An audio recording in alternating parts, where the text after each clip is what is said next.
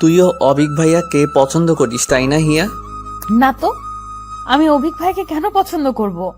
না, এই এলাকার সব মেয়েই তো অবিক ভাইয়া বলতে পাগল, তাই তোকে জিজ্ঞেস করলাম আর কি। তুইও নিশ্চয়ই আর সবার মতোই অবিক ভাইয়াকে পছন্দ করিস। সবাই পছন্দ করে বলে কি আমাকেও পছন্দ করতে হবে? এমনটা কোথায় লেখা আছে শুনি? না, আসলে আমি তো এমনি জিজ্ঞেস করলাম। তুই কি রাগ করলি? না, আমি আসি আবির ভাইয়া, ক্ষুধা লেগেছে। কলেজ থেকে এসে কিছুই খাইনি। কথাগুলো বলেই আমি পুকুর পাড়ে বসার বেঞ্চি থেকে উঠে পড়লাম। সামনেই পুকুরে অভিক ভাইয়া গোসল করছে, আর তাকে দেখেই আবির ভাইয়া আমাকে কথাটা জিজ্ঞেস করেছে বুঝতে পারলাম। আবির ভাইকে আরেক নজর দেখেই আমি ওখান থেকে প্রায় ছুটে চলে আসলাম। আমি হিয়া, কলেজের 2য় বর্ষের ছাত্রী, আর এতক্ষণ যার সাথে কথা বলছিলাম সে হচ্ছে আমার চাচাতো ভাই আবির। এবার অনার্স 2য় বর্ষে পড়ে। প্রথম বর্ষের ফাইনাল পরীক্ষা শেষ করেই বাড়িতে এসেছে, বেশ কিছুদিন থাকবে। আর অভিক হচ্ছে আমার আরেক চাচার ছেলে, দেখতে যেমন সুন্দর তেমনি অহংকারী। ছাত্র হিসাবেও গ্রামের সেরা, ঢাকা মেডিকেলে পড়াশোনা করে, এবার ফাইনাল ইয়ারে। গ্রামের প্রায় সব মেয়ে অভিক ভাইয়া বলতে পাগল, যে কেউ একবার দেখলে আর চোখ ফেরাতে পারবে না। কিন্তু আমার কেন জানি অভিক ভাইকে পছন্দ নয়। আমার কাছে আবির ভাইয়াই সেরা। অভিক ভাইয়ের মতো এত ফর্সা নয়, আবার লম্বাও নয়, পড়াশোনাতেও আমার মতো এভারেজ। শ্যামবর্ণের আবির ভাইয়া আমার কাছে সবার সেরা, যাকে দেখার জন্য আমি মাসের পর মাস অপেক্ষা করে থাকি। কখন বাড়ি আসবে আর কখন তাকে দু চোখ ভরে একবার দেখবো। এই অনুভূতিটা তবে থেকে হয়েছে যবে থেকে আবির ভাইয়া ভার্সিটিতে ভর্তি হয়েছে। আগে হয়তো সবসময় চোখের সামনেই থাকতো বলে এই অনুভূতিটা বুঝতে পারতাম না, অথবা তখন এই অনুভূতিটা বোঝার মতো বয়স আমার ছিল না। আমি যাকে পছন্দ করি সে যদি আমার সামনে অন্য কোনো ছেলেকে পছন্দ করে কিনা তা জিজ্ঞেস করে, তাহলে তো রাগ হওয়ারই কথা। তাই আমি খাবার খাওয়ার অজুহাত দিয়ে ওখান থেকে চলে আসলাম। আচ্ছা, আবির ভাইকে বুঝতে পারে না যে আমি তাকে কতটা পছন্দ করি? নাকি বুঝতে চায় না আমার না বলা অনুভূতিগুলো? নাকি আমাকে মুখ ফুটে বলতে হবে তাকে যে আমি তাকে ভালোবাসি? একটা মেয়ে হয়ে আমি তাকে কি করে বলবো যে আমি তাকে ভালোবাসি? আর আবির ভাইয়া যদি আমাকে পছন্দ না করে, আমাকে ফিরিয়ে দেয়, তখন কি আমি সহ্য করতে পারবো? আবার আবির ভাইয়া যদি অন্য কোনো মেয়েকে পছন্দ করে ফেলে, তাহলে তো আমি সেটা সহ্য করতে পারবো না। আজ একটা বছর আমি আমার অনুভূতিগুলো লুকিয়ে রেখেছি, আর যেন পারছি না। যতই দিন যাচ্ছে ততই মনে হচ্ছে আমি আমার ভালোবাসার মানুষের থেকে দূরে সরে যাচ্ছি। হারিয়ে ফেলছি সেই আবির ভাইয়াকে, যাকে আমি মনে প্রাণে চাই। আবির ভাইয়া এসেছে শুনেই আমি কলেজ থেকে এসেই তাকে খুঁজতে পুকুর পাড়ে চলে গিয়েছিলাম। অথচ সে ভেবেছে যে আমি হয়তো আবির ভাইয়াকে দেখতে পুকুর পাড়ে গিয়েছি। এই জন্যই হয়তো আমাকে কথাটা জিজ্ঞেস করলো। তার মানে আবির ভাইয়া আমাকে ভুল বুঝেছে। কথাটা ভাবতেই আমার নিজেরই লজ্জা লাগলো। অভিক ভাইয়াও তো তাকিয়েছিল আমার দিকে। সেও ভেবেছে যে আমি তার গোসল করা দেখতে গিয়েছি। ছি, ব্যাপারটা এতক্ষণ আমার মাথাতেও আসেনি। আমার মনে হচ্ছে যে আবার ছুটে গিয়ে আবির ভাইয়াকে বলে আসি যে আমি ওনাকে দেখতে ওখানে গিয়েছিলাম, অভিক ভাইয়াকে নয়। যেই ভাবা সেই কাজ। আমি আবার এক ছুটে পুকুর পাড়ে চলে গেলাম, কিন্তু আবির ভাইয়াকে সেখানে না দেখতে পেয়ে এদিক সেদিক খুঁজতে লাগলাম, কিন্তু কোথাও থেকে দেখতে না পেয়ে চলেই আসছিলাম। তখন পেছন ফিরে কারো মুখে আমার নাম শুনতে পেলাম। মিষ্টি একটা কণ্ঠস্বরে সে আমার নাম ধরে ডাকছে। আমি পেছন ফিরে তাকাতেই দেখি যে অভিক ভাইয়া একটা লুঙ্গি আর হাতা কাটা গেঞ্জি পরে গামছা দিয়ে চুলটা মুছতে মুছতে আমার দিকেই এগিয়ে আসছে। আমি ওখানেই দাঁড়িয়ে রইলাম। তারপর বললাম, ভাইয়া কেমন আছেন? আমি তো ভালোই আছি। তুমি কেমন আছো? কালকে এসেছি অথচ তোমাকে আজ দেখতে পেলাম। কোথায় ছিলে? আমিও ভালোই আছি। আসলে কলেজে গিয়েছিলাম তো, মাত্রই আসলাম, তাই হয়তো দেখতে পাননি। কলেজে না হয়ে আজ গিয়েছিলে? কাল সারাদিন কোথায় ছিলে দেখলাম না তো। না, আসলে রাতে পড়ছিলাম। অজুহাত? তা পড়াশোনা কেমন চলছে? এই ঠেলে ঠুলে চলছে আর কি। আমি তো আর আপনার মতো নাম্বার 1 স্টুডেন্ট না। আমার যেমন চলার কথা তেমনই চলছে। ওটা দিচ্ছ কেন? ভালোই কথা শিখেছো দেখছি। অভিক ভাইয়া আমাদের কাজিনদের সাথে তুমি করেই বেশি কথা বলে, আর আমি অভিক ভাইয়ার থেকে আগে থেকেই 10 হাত দূরে থাকার চেষ্টা করতাম। আমি অভিক ভাইয়াকে কিছু বলতে যাব, ঠিক তখনই সেখানে আবির ভাইয়া এসে হাজির। আবির ভাইয়াকে দেখে আমি আরো চুপ হয়ে গেলাম। আবির ভাইয়া অভিক ভাইয়াকে লক্ষ্য করে বলল, কেমন আছেন ভাইয়া? এই তো ভালো। তুমি তুমি কখন আসলে? এই তো কিছুক্ষণ আগেই। আপনি তো কাল এসেছেন তাই না? হুম, থাকবে না কি কয়দিন? না, বেশি দিন ছুটি নেই, আর 2টা টিউশনি আছে, ছুটি দিয়ে এসেছি। বেশি দিন থাকতে পারবো না। টিউশনি করা তোমার পড়াশোনার ক্ষতি হয় না? আমি তো আর সারাক্ষণ পড়ি না, আর 2টা টিউশনি থাকলে হাত খরচটা হয়ে যায় আর কি। তাদের গল্পের মাঝে আমার নিজেকে অসহায় লাগছিল, তাই আমি চুপি চুপি ওখান থেকে কেটে পড়লাম। আমি ঘরে ঢুকতেই মা চেঁচাতে লাগলো। সেই তখনই বললি যে ক্ষুধা লেগেছে, আমি তখন ভাত ভেড়ে রেখেছি, অথচ তোর আসার নাম নেই। কোথায় গিয়েছিলে এই ভর দুপুরে? এইখানেই আবির ভাইয়া এসেছে তাই। ওদের দেখে কিছু শেখ। সারাক্ষণ টোটো করে ঘুরে বেড়ালে ওদের মতো আর ভার্সিটিতে পড়তে হবে না। তোর বাবা বলে দিয়েছে কোনো ভার্সিটিতে চান্স না পেলে সোজা বিয়ে দিয়ে দেবে। আসিফ এখন বাবা মায়ের সম্মান রাখলে তবেই বাঁচা। কথাগুলো বলে মা হন হন করে ঘর থেকে বের হয়ে গেল। এই অভিক ভাইয়া আর আবিক ভাইয়া কেন যে ভার্সিটিতে চান্স পেয়েছিল কে জানে। আমাকে আর আমার চাচাতো বোন হিমাকে সারাক্ষণ তাদের গুণগান শুনে কাটাতে হয়। মাঝে মধ্যে ওদের দুজনের উপর প্রচুর রাগ হয়। আর আমার ছোট ভাই আসিফ ভাইদের মান রাখতে সেও ক্লাস টপার 5-এ বৃত্তি পেয়েছে, 8-এ বৃত্তি পেয়েছে, এবার 9-এ পড়ে। বোঝাই যাচ্ছে যে ভাইদের পথ অনুসরণ করেই এগোচ্ছে। আর আমি আর আবির ভাইয়ের ছোট বোন হিমা জমজের মতো একই ক্লাসেই পড়ি, আবার রেজাল্টও একই থাকে, কোনো মতে টেনে টুনে পাস। বিকেলে আমি আর হিমা হাঁটতে বের হয়েছি, তখন হিমা লাজুক ঘেসে আমাকে বলল, জানিস ইয়া, আমি না অভিক ভাইকে পছন্দ করি। অভিক ভাইকে দেখলেই না আমার কেমন জানি লাগে, মনে হয় সারাক্ষণ ওনাকেই দেখি। ইস, ওনার যদি একটা ছোট ভাই বা বোন থাকতো, তাহলে তার ওসিলায় হলেও সারাক্ষণ আমি ওনাদের বাড়ির আশেপাশে ঘুরঘুর করতাম। আর বড় চাচাও দেখ, নিজের বাড়ি রেখে অন্য জায়গায় গিয়ে বাড়ি বানাতে হবে। আমাদের সাথে থাকলে কি হতো, যখন তখন অভিক ভাইকে দেখতে পারতাম। তুই এমন ভাবে বলছিস যেন অভিক ভাইয়াদের বাড়ি আমাদের বাড়ির থেকে কতই না দূরে, শুধুমাত্র রাস্তার এপার ওপার। আর তুই যে অভিক ভাইকে পছন্দ করিস এটা তো অনেক পুরাতন কথা, নতুন কিছু বল। একটা কথা কান খুলে শুনে রাখ, তুই কিন্তু অভিক ভাইয়ের দিকে একদম নজর দিবি না। অভিক ভাইয়া শুধু আমার। আচ্ছা হিয়া, অভিক ভাইয়ার কেমন মেয়ে পছন্দ হতে পারে বলতো? তুই এমন ভাবে বলছিস যেন অভিক ভাইয়া আমাকে বলেছে যে হিয়া আমার না এমন টাইপের মেয়ে পছন্দ। তুমি একটু খুঁজে দেবে? তুই মজা নিচ্ছিস তাই না? তুই নিজে যখন কাউকে পছন্দ করবি তখন বুঝবি যে ভালোবাসার মানুষটি সম্পর্কে জানার জন্য মন কেমন করে, তখন আমাকে বললে আমি ওইভাবে মজা করব। আরে বোন, তুই রাগ করছিস কেন? আমি তো এমনিই বললাম। তুই হঠাৎ অভিক ভাই নিয়ে পড়লি কেন বলতো, কাহিনী কি? সামনেই তো 14ই ফেব্রুয়ারি আসছে, আমি একটা প্ল্যান করেছি। তোকে ছাড়া আর কাউকে তো বলা যাবে না। তার আগে বল, তুই আমাকে হেল্প করবি? কি এমন প্ল্যান করেছিস যে আমার হেল্প ছাড়া হবে না? বলে ফেল শুনি। আমি না এবার ভ্যালেন্টাইন্স ডেতে অভিক ভাইকে একটা চিঠি দেব। তুই কি পাগল হয়ে গেছিস? কেউ জানতে পারলে কি লঙ্কা কাণ্ড হবে তা ভেবে দেখেছিস? আর অভিক ভাইয়ের রিয়াকশন কি হবে বুঝতে পারছিস? তা কল্পনা করতেও আমার হাড় হিম হয়ে আসছে। আরে ভাই, আমি নাম ধাম লিখে দেবো নাকি? আমি এতটাও বোকা নই। তুই আমাকে হেল্প করবি, ব্যাস। বাকিটা আমি তোকে পরে জানাবো, যদি রাজি হয়ে যায়। তুই কি পাগল? চিঠিতে কি এমন দিবি যে তোর নাম না জেনে তোকে পছন্দ করবে? তোকে না চিনলে তোকে উত্তরই বা দিবে কি করে? আর তুই চিঠিটা কিভাবে দিবি? এত কিছু তোকে ভাবতে হবে না, তুই আমার সাথে থাকবি, হেল্প করবি, ব্যাস। আর কিচ্ছু জানি না। এবার বাড়ি চল, সন্ধ্যা হয়ে আসছে। আর একটু দেরি করলে তো তোর মা আর আমার মা মিলে কুরুক্ষেত্রে বাঁধিয়ে দেবে। আচ্ছা চল, বলেই আমরা বাড়ির পথে পা বাড়ালাম। হিমা যে কি প্ল্যান করছে তা ভেবে এখনই আমার মাথা ব্যথা শুরু হয়ে গেছে।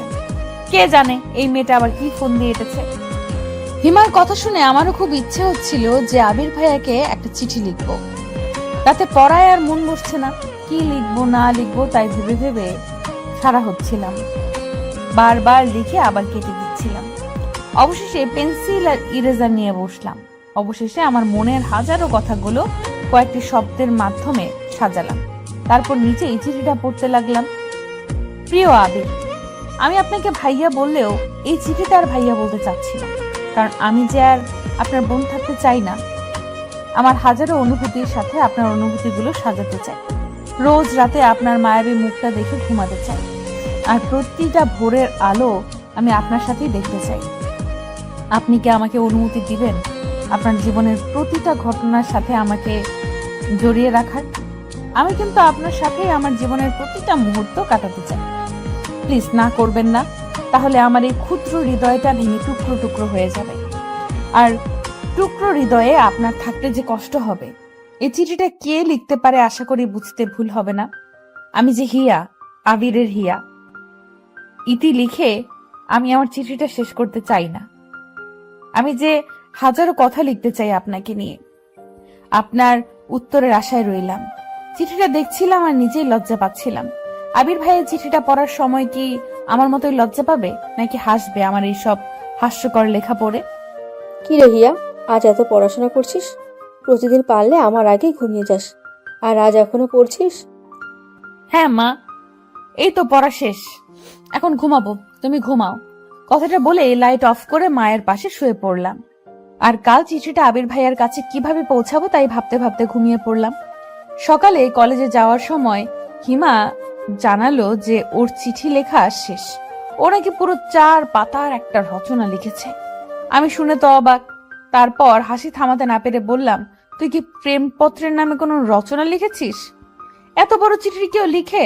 আর তোর মনে হয় অভিক ভাইয়া ওই চিঠি দেখার পর আর পড়বে? আমি কি করব বল, লিখতে লিখতে বড় হয়ে গেছে। আমি তো ভেবেছি যে ওইটা দেখে দেখে তুই আমাকে সুন্দর করে লিখে দিবি। আমার যে হাতের লেখা, অভিক ভাইয়া হাতের লেখা দেখে বমি না করে দেয়। চিঠি পড়া তো দূরের কথা। আরে ভাই, তোর চিঠি আমি কেন লিখবো?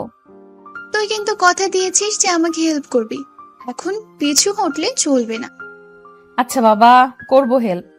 তার আগে বল যে এই চিঠিটা তুই অভিক ভাইয়া অবধি পৌঁছাবি কি করে?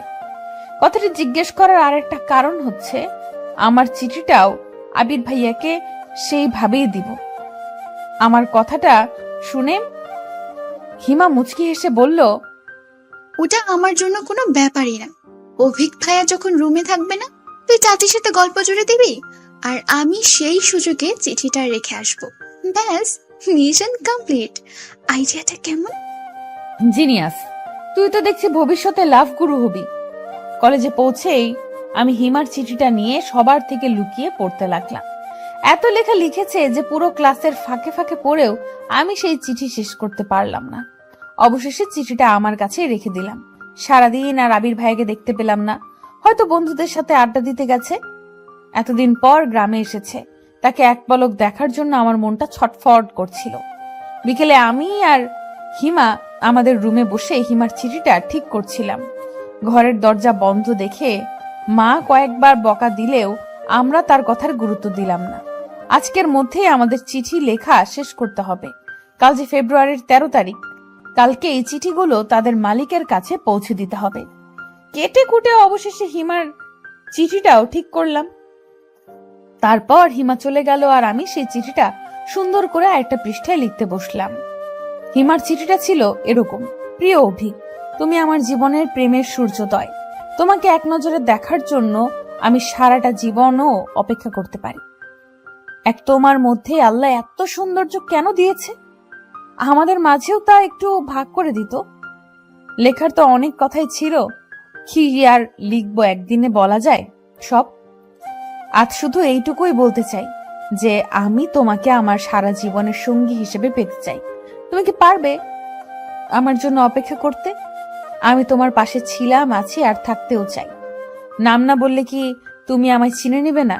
হাসির শুরু, হাওয়ার শুরু, রবীন্দ্রনাথের হৈমন্তীর শুরু, তাতেই আছে আমার সুর। আরো বলতে হবে বলে মনে হয় না। আমি এই ভালোবাসা দিবসের একটা মুহূর্ত তোমাকে আমার করে দেখতে চাই, যেখানে তুমি আমাকে পুকুর পাড়ে গিয়ে খুঁজবে। আমি তোমার আশায় থাকবো। আসবে তো আমার অভু? চিঠিটা শেষ করতেই আবির ভাইয়া আমার রুমের সামনে এসে হাজির। এই সময় আবির ভাইয়া আমার রুমে। সারাদিন পর আবির ভাইয়াকে দেখে আমার কি যে ভালো লাগছে তা বলে বোঝাতে পারছি না। আমি নিজেকে সামলিয়ে নিয়ে বললাম, ভাইয়া আপনি ভেতরে আসুন। আবির ভাইয়া ভেতরে এসে আমার বিছানার উপর বসতে বসতে বললেন, কেন, আমি কি আসতে পারি না নাকি? না তা নয়, আসলে এই সন্ধ্যার সময় তাই জিজ্ঞেস করলাম আর কি। চাচি বলছিল তোর পড়াশোনা কেমন চলছে, একটু খোঁজ নিতে, তাই চলে আসলাম আর কি। হিমার অবস্থা তো একদম বাজে, তা তোর কি অবস্থা? আমি চিঠিটা কোনো মতে একটা বইয়ের মধ্যে লুকিয়ে রেখে পড়ার ব্যাপারে কথা বলতে লাগলাম। বইটা আমি যেন হাতছাড়া করছি না। আবির ভাইয়া তার লক্ষ্য করে বলল, ওই বইটা ওইভাবে লুকাচ্ছিস কেন? কি আছে ওই বইতে? এটা আমার এক বান্ধবীর বই, এনেছিলাম পড়ার জন্য, কিছুই নেই। এইটুকু বলার পর মা আমাকে ডাকতে লাগলো। আমি আবির ভাইকে রুমে রেখে মায়ের কাছে চলে গেলাম। মা আবির ভাইয়ের জন্য চা বানিয়েছে। চা নিয়ে আমার রুমে ঢুকতেই দেখতে পেলাম যে আবির ভাইয়ের মুখটা কেমন যেন পাংশু বর্ণ ধারণ করেছে। আমি চায়ের কাপটা নামাতেই আবির ভাইয়া বলল, আমি এখন চা খাবো না, বাইরে একটু কাজ আছে, তুই পড়, আমি পরে আসবো না। আমার উত্তরের আশা না করেই আবির ভাইয়া হন্তদন্ত হয়ে চলে গেল। আমি হা করে কিছুক্ষণ তাকিয়ে থেকে আবির ভাইয়ের জন্য আনা চাটা নিজেই খেতে শুরু করলাম। আর অবাক হয়ে ভাবতে লাগলাম যে আবির ভাইয়া এমন হঠাৎ করে চলে গেল কেন। আজ কলেজ থেকে এসে আমি আর হিমা সুযোগ খুঁজছি যে কখন অভিক ভাইয়া বাড়ি থেকে বের হবে, কিন্তু অভিক ভাইয়া যেন আজ বেরই হচ্ছে না। আমি আর হিমা ওর রুমের জানলার পাশে বসে আছি। এমন সময় আবির ভাইয়া এসে হিমাকে ডাকতে লাগলো। আমাকে দেখেই আবির ভাইয়া রুম থেকে চলে গেল। আমার কেমন যেন মনে হচ্ছে যে আবির ভাইয়া আমাকে এড়িয়ে চলছে, কিন্তু কেন তা বুঝতে পারছি না। কালকে অভিক ভাইয়ের জন্য লেখা চিঠিটা দেখে ফেলেনি তো? ভাবতে আমার হাত পা কেমন যেন ঠান্ডা হয়ে আসলো। আবির ভাইকে কি জিজ্ঞেস করে দেখবো, কিন্তু হিমার কথা বললে আবার হিমার কপালে শনি নেমে আসবে। আর যদি এটা ভাবে যে আমি অভিক ভাইয়াকে চিঠি লিখব, তখন এসব ভাবছিলাম। তখন হিমা রুমে এসেই আমাকে জড়িয়ে ধরে আস্তে আস্তে বলল, আরে অভিক ভাই বের হয়ে গেছে, চল তাড়াতাড়ি। আমি হিমার সাথে বিনা বাক্যে বের হয়ে গেলাম। আবির ভাইয়া বারান্দায় বসে চাচির সাথে কথা বলছিল। আমাকে আর হিমাকে যেতে দেখে হিমাকে উদ্দেশ্য করে বলল, কিরে হিমু, এখন আবার কোথায় যাচ্ছিস? হিয়া নাকি একটু বড় চাচির ওখানে যাবে, তাই। ইয়া যাবে, ভালো কথা। তোকে সাথে যেতে হবে কেন? মা না কি যেন করতে বললো তোকে, যা কাজ কর। আমি জানি হিমার কোনো কাজ নেই, কিন্তু আমার সাথে যেতে দিবে না, এজন্য এমন করছে। আমার মনটা খারাপ হয়ে গেল। হিমাও রাগ করে রুমে চলে গেল। চাচি আমাদের মনের অবস্থা বুঝতে পেরে আবির ভাইয়াকে ধমক দিয়ে বলল, তুই কাল থেকে হিমার পেছনে কেন পড়ে আছিস বলতো? দুদিন পর চলে যাবি, একটু ভালোভাবে থাকলেই তো পারিস। তোমার আলতি পেয়ে আজ পড়াশোনার এই অবস্থা। পরীক্ষায় ফেল করলে তখন বুঝবে আমি কেন ওর পেছনে পড়ি। কথাগুলো বলেই আবির ভাইয়া বাড়ি থেকে বের হয়ে গেল। আমি হিমার চিঠিটা নিয়ে পড়লাম বিপাকে। আবির ভাইয়া বের হয়ে যেতেই হিমা আবার চুপি চুপি বের হয়ে আসলো। তারপর আমরা দুজনে গিয়ে অভিক ভাইয়ার রুমে চিঠিটা রেখে আসতে সফল হলাম। রাতে আমি হিমার কাছে যাব বলে আবির ভাইয়ার জন্য লেখা চিঠিটা নিয়ে চাচিদের ওখানে গেলাম।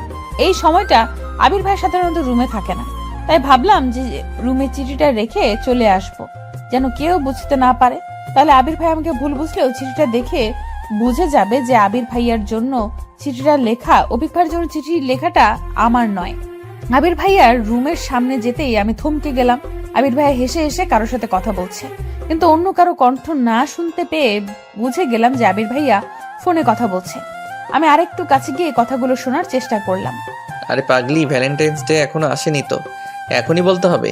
ওকে বলছি বাবা, আই লাভ ইউ। হয়েছে এবার? দেখ নিশি, আমি বলে দিয়েছি তো, এবার ফোন রাখ, আমি বাড়িতে এসেছি, কেউ শুনলে উল্টাপাল্টা ভাববে। বলেই হাসতে লাগলো। আবির ভাইয়া কাউকে আই লাভ ইউ বলেছে শুনে আমার পা দুটো পাথরের মতো স্থির হয়ে গেল। চোখ থেকে পানি পড়েই চলেছে। চিৎকার করে কান্না করতে মন চাচ্ছে, কিন্তু পারছি না। হঠাৎ চাচা আমাকে ওভাবে দাঁড়িয়ে থাকতে দেখে বলল, কে ওখানে? হিয়া, ভিতরে যা। ওখানে দাঁড়িয়ে আছিস কেন? হিমা ভিতরেই আছে, দেখ। না, আমি আর ভেতরে যাব না, আসি। ততক্ষণে আবির ভাইয়া আর হিমা রুম থেকে বাইরে চলে এসেছে। আবির ভাইয়ার চোখে চোখ পড়তেই আমি তাড়াতাড়ি ওখান থেকে চলে আসলাম। অন্ধকারে থাকায় হয়তো কেউ বুঝতে পারেনি যে আমি কান্না করছি। না বোঝাই ভালো। আজ রাতে আমার ঘুম হবে না, তা আমি ভালো করেই জানি। এটাই কি হওয়ার ছিল? আমি যাকে ভালোবাসি সে অন্য কাউকে ভালোবাসে। আচ্ছা, আমারও তো কোনো ভুল হতে পারে। হতে পারে আবির ভাইয়া কাউকে ভালোবাসে না, কিন্তু আমি নিজের কানকে কি করে অবিশ্বাস করি? আসলে কি প্রেমে পড়লে মানুষের বুদ্ধি লোপ পায় নাকি বৃদ্ধি পায়? আমার ক্ষেত্রে কোনটা হচ্ছে? আমি আর কিছু ভাবতে পারছি না। বুক ফেটে কান্না করতে মন চাচ্ছে। কিন্তু মা পাশে থাকায় কান্নাও করতে পারছি না। এত রাতে কান্না করলে মা কি ভাববে? রাতে কখন ঘুমিয়ে পড়েছে জানি না। সকালে মায়ের ডাকে ঘুম ভেঙে গেল। আমি বিছানা থেকে উঠতেই আম্মু বকা দিয়ে বলতে লাগলো, জমিদারের বেটির ঘুম কি আজ ভাঙবে? হিমা কখন থেকে উঠে পড়তে বসে গেছে, আর একে দেখো এখনো পড়ে পড়ে ঘুমাচ্ছে।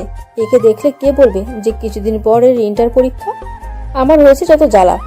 এত বড় মেয়ে, না তো কোনো কাজ পারে আর না তো পড়াশোনা। আমি বিছানা থেকে নেমে মায়ের কথায় কান্না দিয়ে বাথরুমে চলে এলাম। এটা মায়ের রোজকার লেকচার, শুনে শুনে এখন মুখস্থ হয়ে গেছে। আমি বাথরুমে থেকেও মায়ের ক্ষীণ গলা শুনতে পেলাম। একে বিয়ে দিয়ে দাও তো, লাভ নেই। শ্বশুরবাড়ির লোকজন বলবে যে মা কি শিখিয়েছে। তোর বাপকে বলিস কয়েকটা কাজের লোক ঠিক করে রাখতে। বিয়ের সময় তাদেরকেও তোর সাথে পাঠিয়ে দেবে। আর না হলে এখন থেকে পড়াশোনা বাদ দিয়ে কাজ কাম কিছু শিখে নে, কাজে লাগবে। কথাগুলো বলতে বলতে আমার বিছানা ঠিক করতে লাগলো। আমিও সহজে বের হচ্ছি না। বের হলেই লেকচার আবার শুরু হয়ে যাবে। মা রুম থেকে বের হয়ে যেতেই আমি বাইরে আসলাম। ফ্রেশ হয়ে মাকে দেখানোর জন্য হলেও একটু পড়তে বসলাম, না হলে আবার শুরু করে দিবে। কলেজে যাওয়ার সময় আবির ভাইয়াকে অনেক খুঁজলাম, কিন্তু কোথাও দেখতে পেলাম না। হিমার থেকে জানতে পারলাম যে আবির ভাইয়া নাকি আজকে সকালেই চলে গেছে। শুনে আমার বুকের ভেতরটায় কেমন হু হু করে উঠলো। আবির ভাইয়া আজকেই কেন চলে গেল? তার মানে সে আমার ভালোবাসার মানুষটির সাথে আজকের দিনটা কাটাতে চায়। আমি আর কিছু ভাবতে পারছি না আবির ভাইয়াকে নিয়ে। তাকে নিয়ে যতই ভাবছি আমার মনের ভেতরটা ততই অস্থির হয়ে উঠছে। অভিক ভাইয়াও নাকি আজকেই চলে যাবে, এটাও হিমার থেকেই জানতে পারলাম। অভিক ভাইয়ার কারেন্ট অ্যাফেয়ারেন্স হচ্ছে হিমা, সব খবর ওর কাছে থাকে। পুরো রাস্তা হিমা বক বক করে যাচ্ছে, অথচ আমি চুপ করে আছি দেখে হিমা জিজ্ঞেস করলো, কিরে, তুই আজ এমন চুপ করে আছিস কেন? অসুস্থ নাকি? না তো, আমি অসুস্থ থাকলে কলেজে যেতাম নাকি? তুই চিনিস না আমাকে? আসলে আমি তো অভিক ভাইয়াকে দেওয়া চিঠিটা নিয়ে চিন্তিত আছি। না জানি অভিক ভাইয়া কি ভাববে, আদৌ তোকে চিনতে পারবে কিনা। আচ্ছা, তোকে না চিনতে পারলে তো ক্ষতি নেই, কিন্তু যদি তোকে চিনে ফেলে আর চাচা বা আবির ভাইয়াকে ব্যাপারটা বলে দেয়, তোর এসব নিয়ে চিন্তা হচ্ছে না? তুই আমাকে সাহস দিবি কি আরো ভয় পাই দিচ্ছিস? আমি তো এসব ভেবেই দেখিনি। আবির ভাইকে এই ব্যাপারে বললে তো আমাকে কুরবানি করে ফেলবে। তুই আমাকে ওই ব্যাপারটা আগে বলবি না? ওর ভয়ের তো মুখ দেখে আমি হাসি চাপিয়ে রাখতে পারছিলাম না। এখন হেসে ফেললে হিমা রেগে আগুন হয়ে যাবে, তাই আমি অনেক কষ্টে হাসিটা চেপে রেখে ওকে সাহস দিয়ে বললাম, আরে অভিক ভাই চিনে ফেললেও সমস্যা নেই, তুই তো নিজের নাম লিখে দিসনি। অভিক ভাইয়াকে যে কেউ চিঠি দিতে পারে, তা কি আমরা জানি নাকি? কিন্তু চাচি যদি বলে দেয় যে কাল ওনাদের বাড়িতে শুধু আমরাই গিয়েছিলাম, তখন আমার তো ভয় এখনই কলেজে শুকিয়ে যাচ্ছে। আমি ব্যাগ থেকে পানির বোতল বের করে ওর দিকে এগিয়ে দিয়ে বললাম, আচ্ছা চিন্তা করিস না, ধরা পড়লেও বলে দেব যে কেউ একজন আমাদের কাছে চিঠিটা দিয়ে দিয়েছিল অভিক ভাইয়া পর্যন্ত পৌঁছে দিতে। আমরা দিয়েছি, আর কিছু জানি না। কে চিঠি দিয়েছে তা বলা যাবে না। তারপর হিমাকে কিছুটা শান্ত করে নিয়ে আমরা কলেজ অবধি পৌঁছলাম। আজ সারাদিন আমার কানে শুধু আবির ভাইয়ার বলা কাল রাতের কথাগুলোই বাজতে লাগলো। যাই করি না কেন ঘুরে ফিরে শুধু ওই কথাগুলোই মনে হতে লাগলো। হিমা নিজে অভিক ভাইকে নিয়ে চিন্তিত ছিল, তাই আমার দিকে আর নজর না দেওয়ায় আমিও বেঁচে গেলাম ওর জেরা থেকে। হিমা এখন মনে প্রাণে চাইছে যে আমরা কলেজ থেকে ফেরার আগেই যেন অভিক ভাইয়া চলে যায়। হিমার দোয়াটা মনে হয় আল্লাহ কবুল করেছিল। আমরা পৌঁছে দেখলাম যে অভিক ভাইয়ার মা মানে আমাদের বড় চাচি আমার মায়ের সাথে গল্প করছে, আর ওনার থেকে জানতে পারলাম যে অভিক ভাইয়া চলে গেছে। বেচারি হিমা একদিক দিয়ে খুশি হলো যে অভিক ভাইয়ার চিঠি সম্পর্কে কাউকে কিছু বলেনি, কিন্তু অভিক ভাইয়াকে আবার অনেক দিন দেখতে পাবে না বলে দুঃখও পাচ্ছিল। ইন্টার্নি শেষ না করে নাকি অভিক ভাইয়া আর বাড়ি আসবে না সহজে, এটাও হিমার মুখেই শুনেছি। ও যে এত খবর কিভাবে পায় আমি তাই বুঝি না। পুরো একটা সিসিটিভি ফুটেজ। আমার তো এখন সন্দেহ হচ্ছে এটা ভেবে যে অভিক ভাইয়া চিঠিটা আদৌ দেখেছে। তো হিমা তো বলল যে চিঠিটা ও অভিক ভাইয়ার বইয়ের মধ্যে রেখেছিল, তাও আবার যে বইটা সামনে ছিল। অভিক ভাইয়া তো বই না পড়ে থাকার মানুষ না, তাহলে কি চিঠিটা দেখেও পড়েনি নাকি পড়েও হিমাকে চিনতে পারেনি? না চিনতে পারলেই ভালো। এসব ভাবতে ভাবতে রুমের দিকে পা বাড়ালাম। আমি রুমে ঢুকতেই একটা নতুন ডায়েরি দেখতে পেলাম। আমি ব্যাগটা নামিয়ে ডায়েরিটা উল্টে পাল্টে দেখতে দেখতে বাইরে এসে মাকে জিজ্ঞেস করতেই মা বলল, অভিক ডায়েরিটা দিয়েছে, তোকে আর হিমাকে নাকি পরীক্ষার জন্য গিফট করেছে। তোদের পরীক্ষার আগে হয়তো আর আসবে না, তাই দিয়ে গেল। আমি ডায়েরি উল্টোতে গিয়ে শেষের দিকে কিছু একটা লেখা দেখতে পেলাম। আমি তাড়াতাড়ি রুমে গিয়ে লেখাগুলো পড়া শুরু করলাম। আমি অবিক। হিয়া, আমি জানি চিঠিটা তুমি লিখেছো। তোমার হাতের লেখা আমি খুব ভালো করে চিনি। দেখো, আমি কথাগুলো তোমাকে সরাসরি বলতে চেয়েছিলাম, কিন্তু তুমি তো জানোই আমি একটু লাজুক প্রকৃতির। কারো সামনে গেলে ভালো করে কথা বলতে পারি না, আর যে কথাগুলো আমি গুছিয়ে লিখতে পারবো সেগুলো সামনে গেলে গুছিয়ে বলতে পারবো না। তাই তোমার থিওরি আমি তোমার উপরেই অ্যাপ্লাই করলাম। আমিও আমার মনের কথাগুলো লিখলাম। আমি তোমার থেকে অনেক সিনিয়র, তাই জীবন সম্পর্কে তোমার থেকে আমার ধারণা কিছু বছরের হলেও বেশি। তোমার ওই লাইফটা আমি অনেক বছর আগেই পার করে এসেছি, তাই তোমার মনের অবস্থাটা আমি ভালো করে বুঝতে পারছি। তোমার আবেগের বয়সটা এখনো চাইনি। আবেগ দিয়ে জীবন চলে না হিয়া, বাস্তবতাকে বুঝতে শেখো। আগে এটা বোঝার চেষ্টা করো যে তুমি সত্যিই আমাকে ভালোবাসো নাকি এটা শুধু ভালো লাগে। লাভ আর অ্যাট্রাকশনের মধ্যে অনেক তফাৎ। তোমাকে ফিরিয়ে দেওয়ার মতো ইচ্ছে বা সাহস কোনোটাই আমার নেই। কেন জানি না তোমাকে আমার ভালো লাগে, তবে সেটা আদৌ ভালোবাসা কিনা আমি আজও বুঝতে পারিনি। তাই বাকিটা সিদ্ধান্ত তোমাকেই দিতে হবে। আমি তোমার ভালোবাসা নাকি শুধু ভালো লাগা। আমি কখনো এসব প্রেম ভালোবাসা নিয়ে ভাবার সময় পাইনি। সব সময় পড়াশোনা নিয়ে দেখেছি, কিন্তু আজ হোক বা কাল হোক বিয়ে তো করতেই হবে। তাই তোমাকে ফিরিয়ে দিচ্ছি না, তবে তোমার মন পরিবর্তন হলেও হতে পারে। তোমার জীবনের সবে শুরু, সামনে পরীক্ষা, পড়াশোনার মন দাও। এখন এসব নিয়ে ভাবলে চলবে না। আমি তোমাকে সময় দিচ্ছি ভাবার জন্য। তোমার যদি মনে হয় যে তুমি আমাকে সত্যি ভালোবাসো, তবে আমি তোমাকে ফিরিয়ে দেব না, অপেক্ষা করবো তোমার জন্য। কিন্তু এর মধ্যে যদি তোমার মনে হয় যে আমাকে তোমার শুধু ভালো লাগা, ভালোবাসো না, তবে আমি তোমাকে দোষারোপ করব না, কারণ আমি জানি যে এই বয়সটা আবেগী। আর আমার বাহ্যিকতা দেখে আমাকে বিচার করো না। আমার আচার আচরণের স্বভাব চরিত্র এগুলো বিচার করো, তারপর তুমি সিদ্ধান্ত নেবে। আর হ্যাঁ, তোমার পরীক্ষার মধ্যে এ নিয়ে কোনো টেনশন করবো না। এখন তোমার পড়ার সময়। পরীক্ষা শেষ করে ঠান্ডা মাথায় ভেবে তারপর আমাকে জানিও। উপদেশগুলো গ্রহণ করলে খুশি হব। আর আমার লেখাগুলো পড়ে একদম মন খারাপ করবে না। নিজের খেয়াল রেখো, ভালো থেকো, সুস্থ থেকো। তোমার প্রিয় অপু। লেখাগুলো পড়তেই আমার মাথার মধ্যে ঝিমঝিম করতে শুরু করে দিয়েছে। আমি হাসবো নাকি কাঁদবো বুঝতে পারছি না। প্রথমে আবির ভাইয়া আমাকে ভুল বুঝলো, আর এখন অভিক ভাইয়াও। কিন্তু এই লেখাগুলো দেখলে হিমাও যে আমাকে ভুল বুঝবে। যাই হোক না কেন, হিমাকে এই ব্যাপারে কিছুই বলা যাবে না, তাহলে ও আমাকে খুন করে ফেলবে। অভিক ভাইয়া কি করে ভাবতে পারলো যে আমি ওনাকে পছন্দ করি? তার মানে চিঠিটা আবির ভাইয়াও পড়েছিল নিশ্চয়ই, যার কারণে আবির ভাইয়াও একই ভুল বুঝেছে। কিন্তু আমি অভিক ভাইয়াকে চিঠি দেই বা না দেই, আবির ভাইয়া তো অন্য একটা মেয়েকে ভালোবাসে, আর অভিক ভাইয়াও কি আমাকে পছন্দ করে? তাহলে আমি কোথায় এসে পড়লাম? আমি এখন কোন দিকে যাব আর কি করব? অভিক ভাইয়াকে নিয়ে কোনো চিন্তা নেই, কিন্তু আবির ভাইয়া আর হিমাকে আমি কি করে সবটা বোঝাবো? আমি যে আর কিছুই ভাবতে পারছি না। আমি ডায়েরিটা ড্রয়ারে লুকিয়ে রেখে সোজা হিমার কাছে চলে গেলাম। হিমা ফ্রেশ হয়ে খেতে বসেছে। আমি গিয়ে বললাম, অভিক ভাইয়া তোকে একটা ডায়েরি গিফট করেছে, দেখেছিস তাতে কি কিছু লেখা আছে? অভিক ভাইয়ার নাম শুনেই হিমা যেন লাফিয়ে উঠল।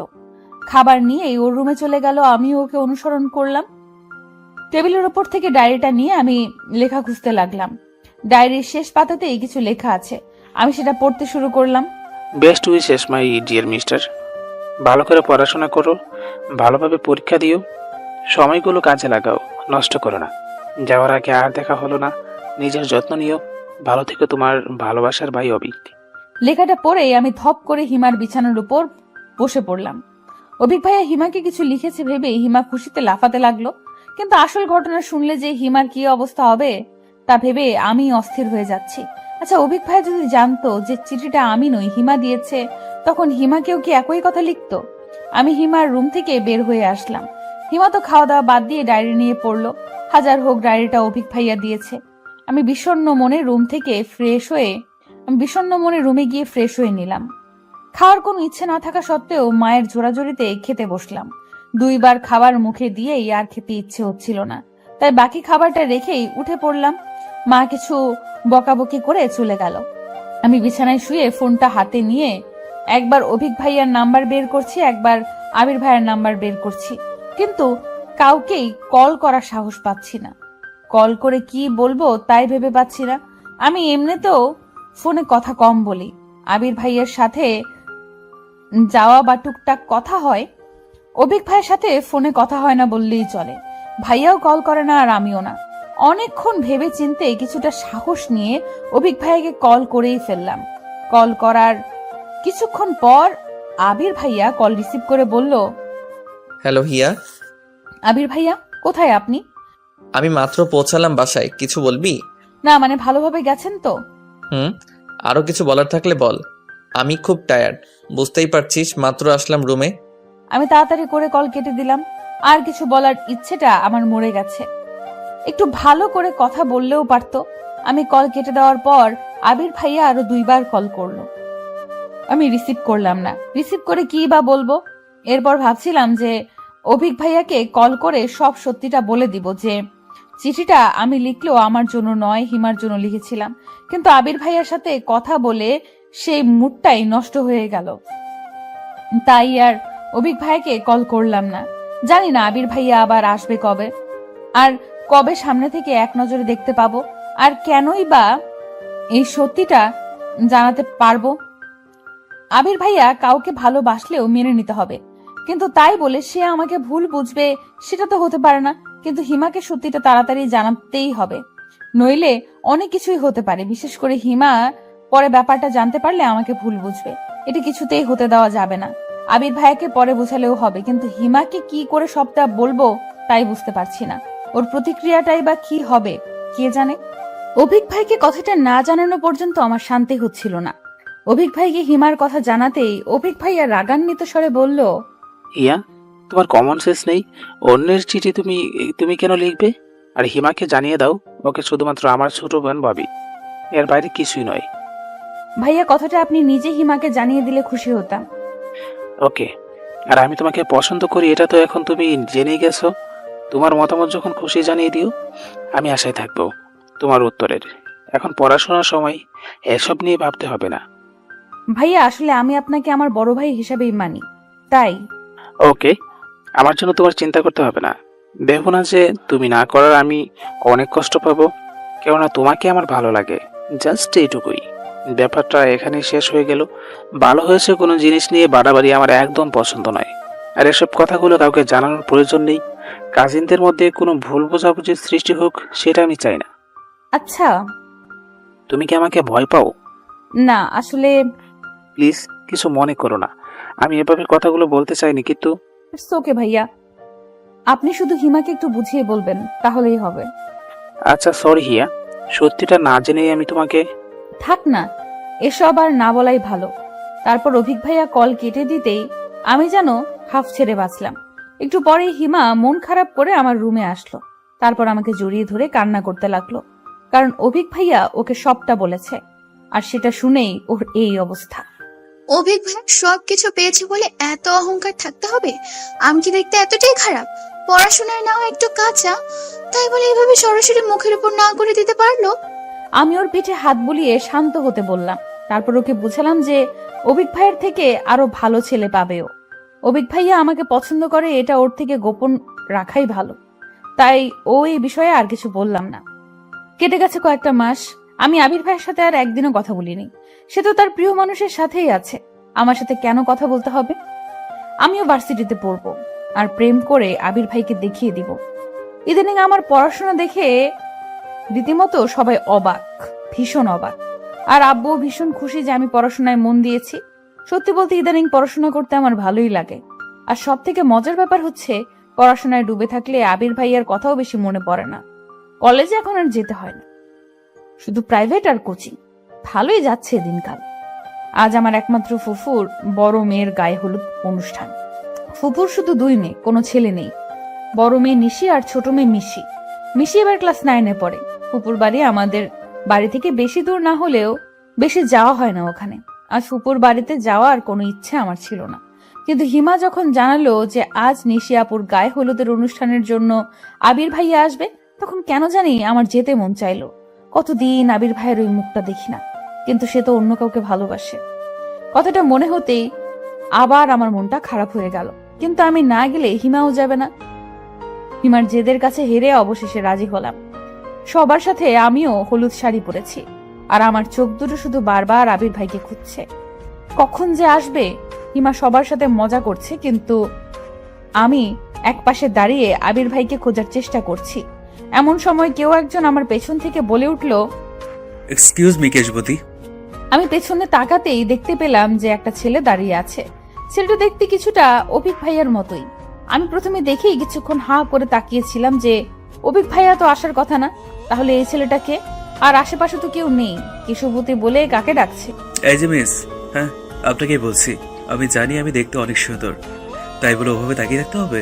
ওনার কথা শুনে আমি রাগে আর লজ্জায় আমার চোখ নামিয়ে নিয়ে বললাম, এই যে মিস্টার হনুমান, সুন্দর হয়েছেন বলে শুধু অহংকার, তাই না? এই সৌন্দর্য কি আপনি নিজে তৈরি করেছেন নাকি?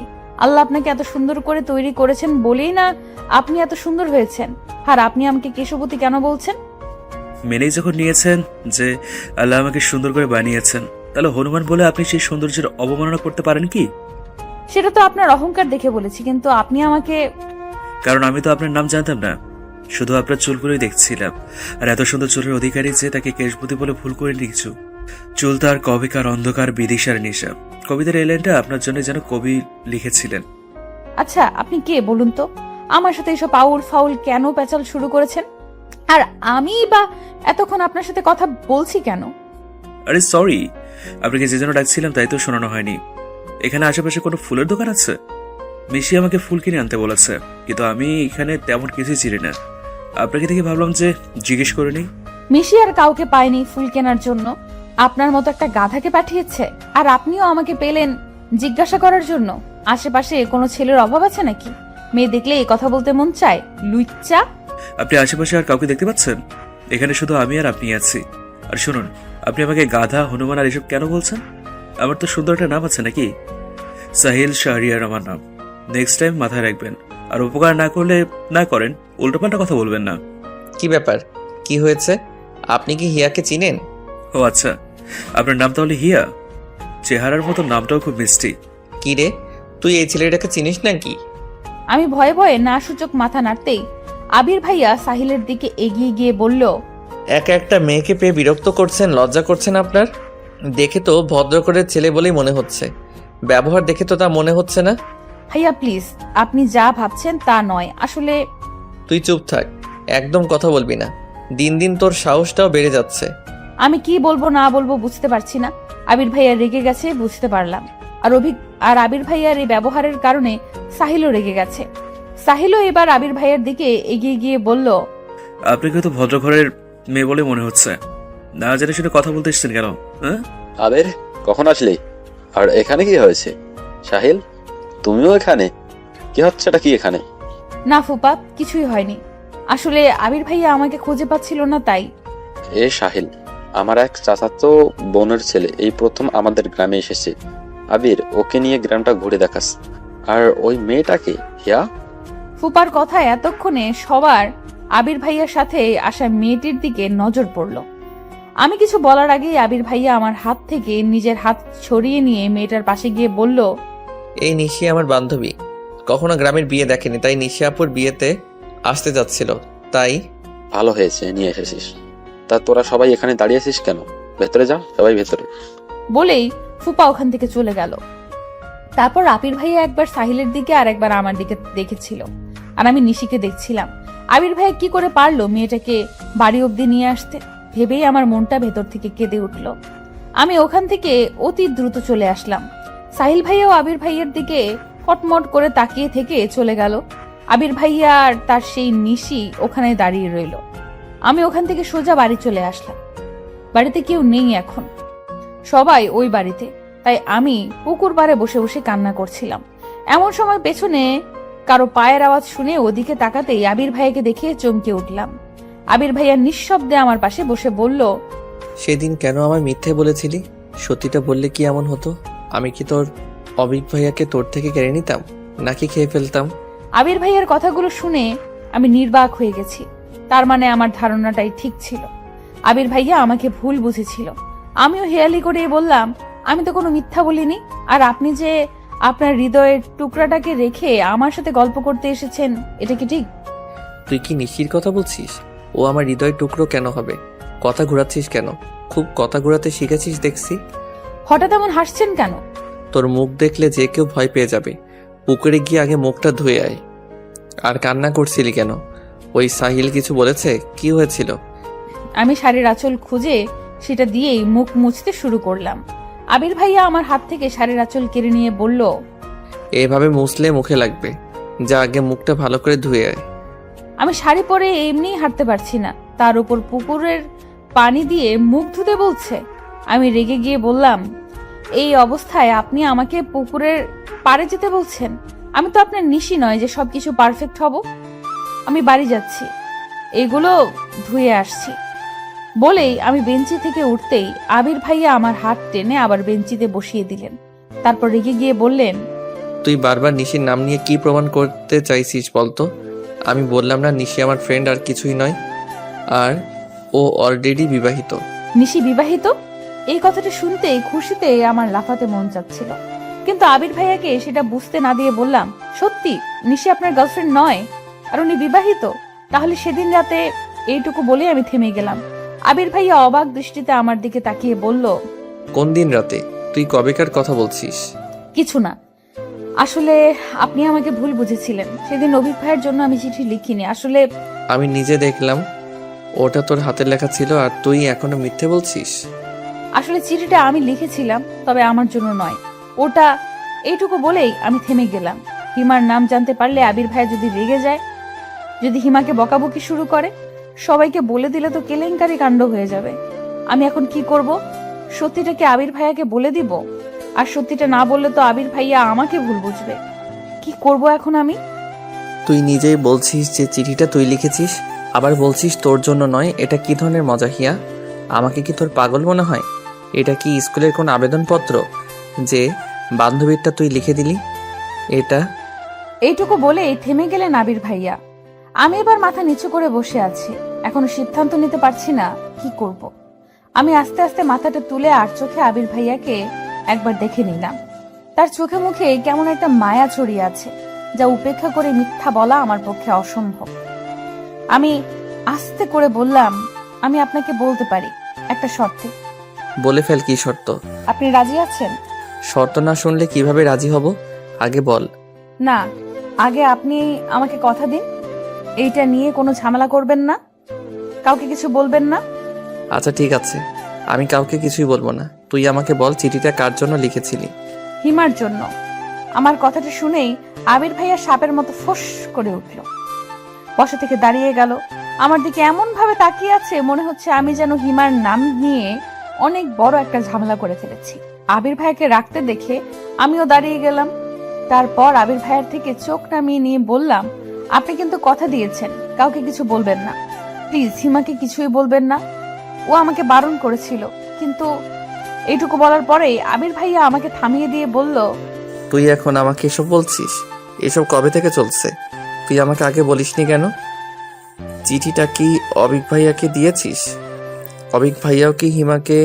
প্লিজ ভাইয়া, আপনি কিন্তু আমাকে কথা দিয়েছেন যে হিমাকে কিছু বলবেন না। আর শান্ত হন, এখন কেউ শুনে ফেলবে। তুই আগে বল যে কবে থেকে এসব চলছে? কিছুই চলছে না। অবিক ভাইয়া হিমাকে পছন্দ করে না, হিমাই শুধু পড়াশোনায় ডাব্বা আর ও এসব করে বেড়ায়। মাকে আমি কতবার বলেছি ওর দিকে খেয়াল রাখতে, আর আমি কিছু বললেই বলে যে বাড়াবাড়ি করছি।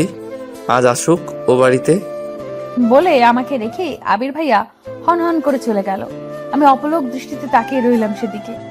হঠাৎ আমার হিমার কথা মনে পড়তেই আত্মা শুকিয়ে গেল। আবির ভাইয়া এখন গিয়ে আবার হিমাকে কিছু বলবে না তো? আমি তাড়াতাড়ি বাড়ি গিয়ে মুখটা ধুয়েই আবার ফুপুর বাড়ির উদ্দেশ্যে রওনা হলাম।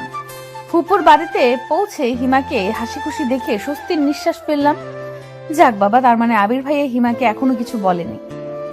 এরপর আমি আবির ভাইয়াকে কোথাও খুঁজে পেলাম না। আমাকে দেখেই মিশি দৌড়ে এলো। আরে হিয়া আপু, তোমার মুখে একই অবস্থা, মুখ ধুয়েছো? আর চলো, নিশি আপু তোমাকে তখন থেকে খুঁজছে, কোথায় হাওয়া হয়ে গিয়েছিলে তুমি? তোর এত প্রশ্নের উত্তর দেওয়ার ধৈর্য আমার নেই। চল যাচ্ছি। তুমি নাকি সাহিল ভাইয়ার সাথে ঝামেলা করেছো? তুই জানলি কি করে? ওই ছেলেটা তোকে বলেছে? ভাইয়া বলছিল যে আমার এক সুন্দরী আপু নাকি তাকে অনেক অপমান করেছে। পরে জানতে পারলাম যে সেই সুন্দরী আপুটি আর কেউ নয়, তুমি। দেখ তো আমাকে ভালো করে। আমাকে দেখে কি মনে হয় যে আমি কাউকে অপমান করতে পারি? আর যার মান সম্মান বলতে কিছু নেই, তার আবার অপমান। যাই বলো না কেন, সাহিল ভাইয়া তোমার উপরে ভীষণ রেগে আছে। উনি রেগে আছে তাতে আমার কি? আমি কি ওনার রাগের কামাই খাই নাকি? এতক্ষণে আমি আর নিশি আপুর ওইখানে চলে এসেছি। সবাই আপুকে হলুদ দিয়ে দিচ্ছে, আমিও দিলাম। সবার মুখেই হলুদ, শুধু আমি ছাড়া। আমাকে দেখেই সবাই ছুটে আসলো হলুদ দিতে। তারপর জোর করে সবাই মিলে আমার মুখটা পুরো হলুদ বানিয়ে দিল। শাড়ি পরে এমনিতেই আমার অবস্থা নাজেহাল, তারপর হলুদ মাখাতে গিয়ে আরো খারাপ অবস্থা হয়ে গেল।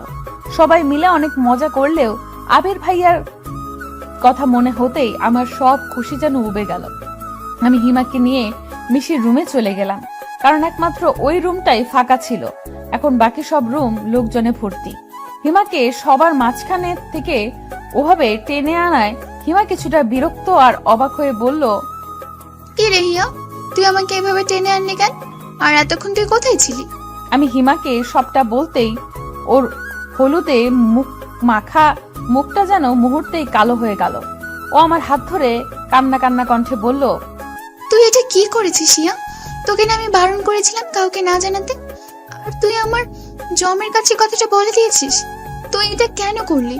তোর কথা বললে হয়তো আবির ভাইকে তোকে কিছুই বলতো না, তুই আমার কথা কেন বললি? দেখ হিমা, অভিক ভাইয়াও সত্যিটা জানে, আর আমি না বলে অভিক ভাইয়া যদি কথাটা আবির ভাইয়াকে জানাতো তাহলে কি আমি মিথ্যাবাদী হতাম না? মাঝখান থেকে আমিও আবির ভাইয়ের কাছে খারাপ হয়ে যেতাম, আর সত্যিটাও জেনে যেত। এতে কি লাভ হতো বল? তার চেয়ে এখনই সত্যিটা জেনে গেছে, এটাই তো ভালো হয়েছে। পরে যা হয় হতো, তুই এখন ভাইয়াকে কেন জানালি? ভাই আমাকে খুন করে ফেলবে। এভাবে কান্না করলে তোর সব সাজ নষ্ট হয়ে যাবে কিন্তু। আর শোন, আবির ভাইয়া আমাকে কথা দিয়েছে যে তোকে কিছু বলবে না। ট্রাস্ট নি, আমার বিশ্বাস আবির ভাইয়া নিজের কথা রাখবে। ছোটবেলা থেকে চিনি আমি ভাইয়াকে, একবার যখন কথা দিয়েছে তখন তোকে কিছুই বলবে না। আর বললেও আমি তো আছি নাকি? আমাকে তোর ভরসা হয় না? তারপর অনেক বুঝিয়ে সুজিয়ে হিমাকে শান্ত করে রুম থেকে বের হলাম। হিমাও কান্নাকাটি করে আমার মতো অবস্থা হয়েছে। একে তো মুখে মেকআপ, তার উপর হলুদ, তার উপরে এখন আবার কান্না করলো। তাই হিমা মুখ ধুতে চলে গেল। তখন আবির ভাইয়ার বান্ধবী নিশি আপু আমার দিকে এগিয়ে এসে বলল, তুমি তাহলে সেই হিয়া যার কথা আবির সবসময় বলে? আমার কথা আবির ভাইয়ার মুখে শুনেছেন? হ্যাঁ, আবির তো সারাক্ষণ তোমার গল্পই করে। হিয়ার এই পছন্দ, হিয়ার ওই পছন্দ, হিয়া এই খেতে ভালোবাসে, আরো অনেক কিছু। ওর মুখে তোমার গল্প শুনতে শুনতে এখন আমারও মুখস্থ হয়ে গেছে যে তোমার পছন্দ অপছন্দ কি। আর তুমি তো ছবির থেকেও বেশি সুন্দরী, যদিও এখন তোমার মুখ দেখে সহজে চিনার উপায় নেই। বলে হাসতে লাগলো নিশি আপু। আপুর সাথে সাথে আমিও একটু হাসার চেষ্টা করলাম। তবে আমি কথাগুলো শুনে এতটাই অবাক হয়েছিলাম যে হাসিটা ভেতর থেকে ঠোঁট অব্দি পৌঁছলো না। তা আবির ভাইয়া আমার আর কি কি গল্প করেছে আপনার কাছে? করেছে তো অনেক গল্পই, তবে শুনলাম যে তুমি নাকি তোমার কাজিন অফিককে পছন্দ করো। কথাটা শুনেই আমি আশেপাশে তাকালাম যে কেউ আবার আমাদের কথা শুনছে না তো। তারপর দেখলাম যে না, তেমন কেউ আশেপাশে নেই। তারপর আমি স্বস্তির নিঃশ্বাস ফেলে বললাম, আপু, এটা আসলে একটা ভুল বোঝাবুঝি ছিল। আমি আবির ভাইকে পছন্দ করি না। আমার মুখে এই কথাটা শুনতেই নিশি আপুর মুখে এক প্রকার খুশির ঝিলিক দেখতে পেলাম। তিনি খুশি মুখে বলে উঠলেন, রিয়েলি তুমি অফিককে পছন্দ করো না? আচ্ছা, আমার একটা প্রশ্নের উত্তর দিতে পারবে? যদিও সেটা অনেকটা পার্সোনাল হয়ে যায়, তারপরেও তুমি যদি বলতে। আরে আপু, বলে ফেলুন, আমি তো আপনার ছোট বোনের মতোই। তুমি কি কাউকে পছন্দ করো? আই মিন ভালোবাসো? তুমি বলতে না চাইলে থাক, আমি তোমাকে ফোর্স করব না। আসলে কথাটা জানতে ইচ্ছে হলো, তাই জিজ্ঞাসা করলাম আর কি। এমন প্রশ্ন শুনে আমি অনেকটা বিব্রতিকর অবস্থায় পড়ে গেলাম।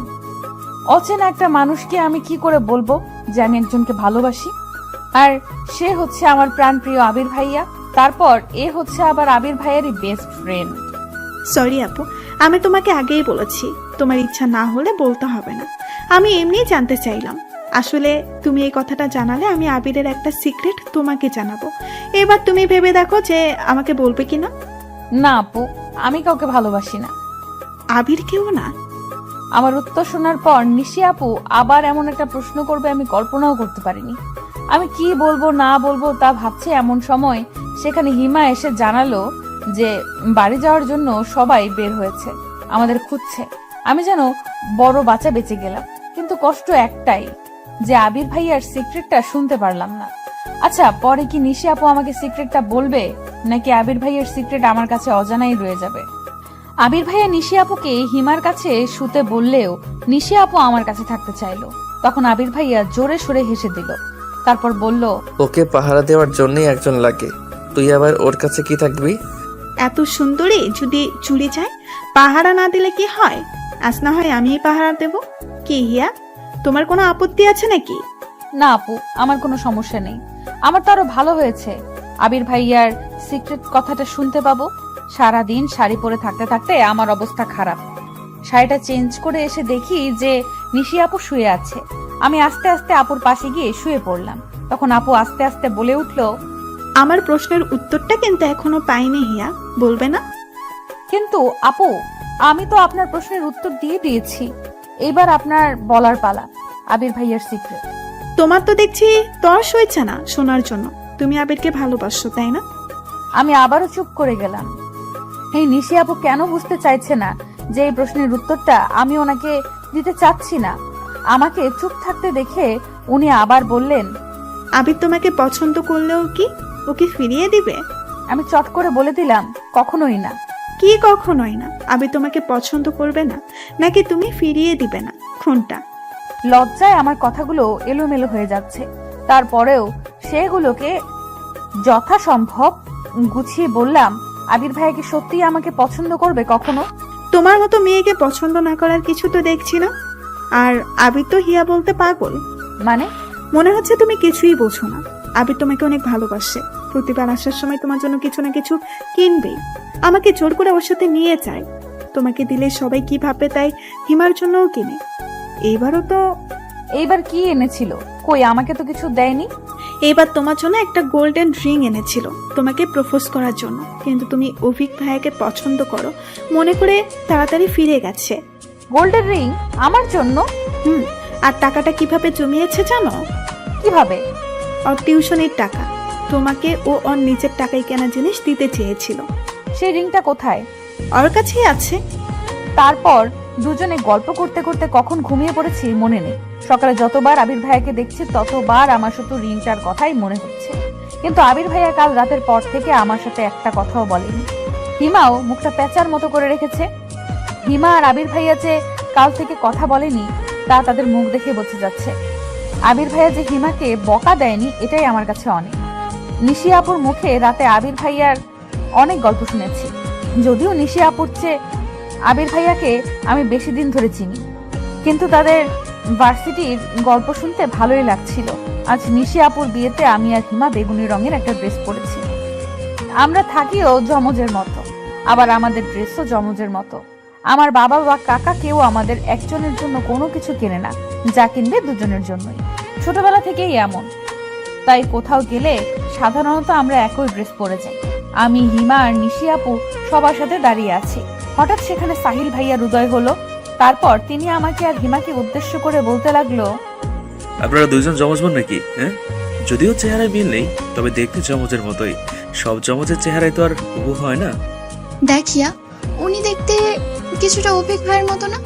আমি তো প্রথমে চমকে গিয়েছিলাম। অমন হা করে তাকিয়ে থাকিস না, পরে আবার ওনার ভাব বেড়ে যাবে। তুই চিনিস নাকি ওনাকে? কই, আমাকে তো বলিসনি কিছু। আরে আমি চিনবো কি করে? কাল ফুপা বলল যে ইনি নাকি ওনার কেমন বোনের ছেলে, তাই শুনলাম আর কি। ও আচ্ছা, তাই বল। আপনারা কি আমাকে নিয়ে কিছু বলছেন? হিমা ওনার কথার উত্তর দিতে যাচ্ছিল, আমি ওকে টেনে ওখান থেকে নিয়ে আসলাম। নিশি আপু আমাদের সাথেই আসলো। তারপর হিমাকে বললাম, তুই শুধু শুধু ওনার সাথে ফালতু কথায় জড়াচ্ছিলি। উনি লোকটা মনে হয় সুবিধার নয়। বর চলে এসেছে, সবাই ওদিকে চলে গেল। নিশিরা সবাই গেলেও আমি আর নিশি আপু যেখানে দাঁড়িয়েছিলাম ওখানেই রইলাম। বেশি লোকজনের মধ্যে যেতে আমার ভালো লাগে না। নিশি আপুরও হয়তো ভালো লাগে না, কিন্তু তার জিজ্ঞেস করা হলো না। আজ রাতে নিশি আপু হিমার কাছেই ছিল। কাল চলে যাবে জন্য হিমা জোরাজুরি করছিল ওর কাছে থাকার জন্য।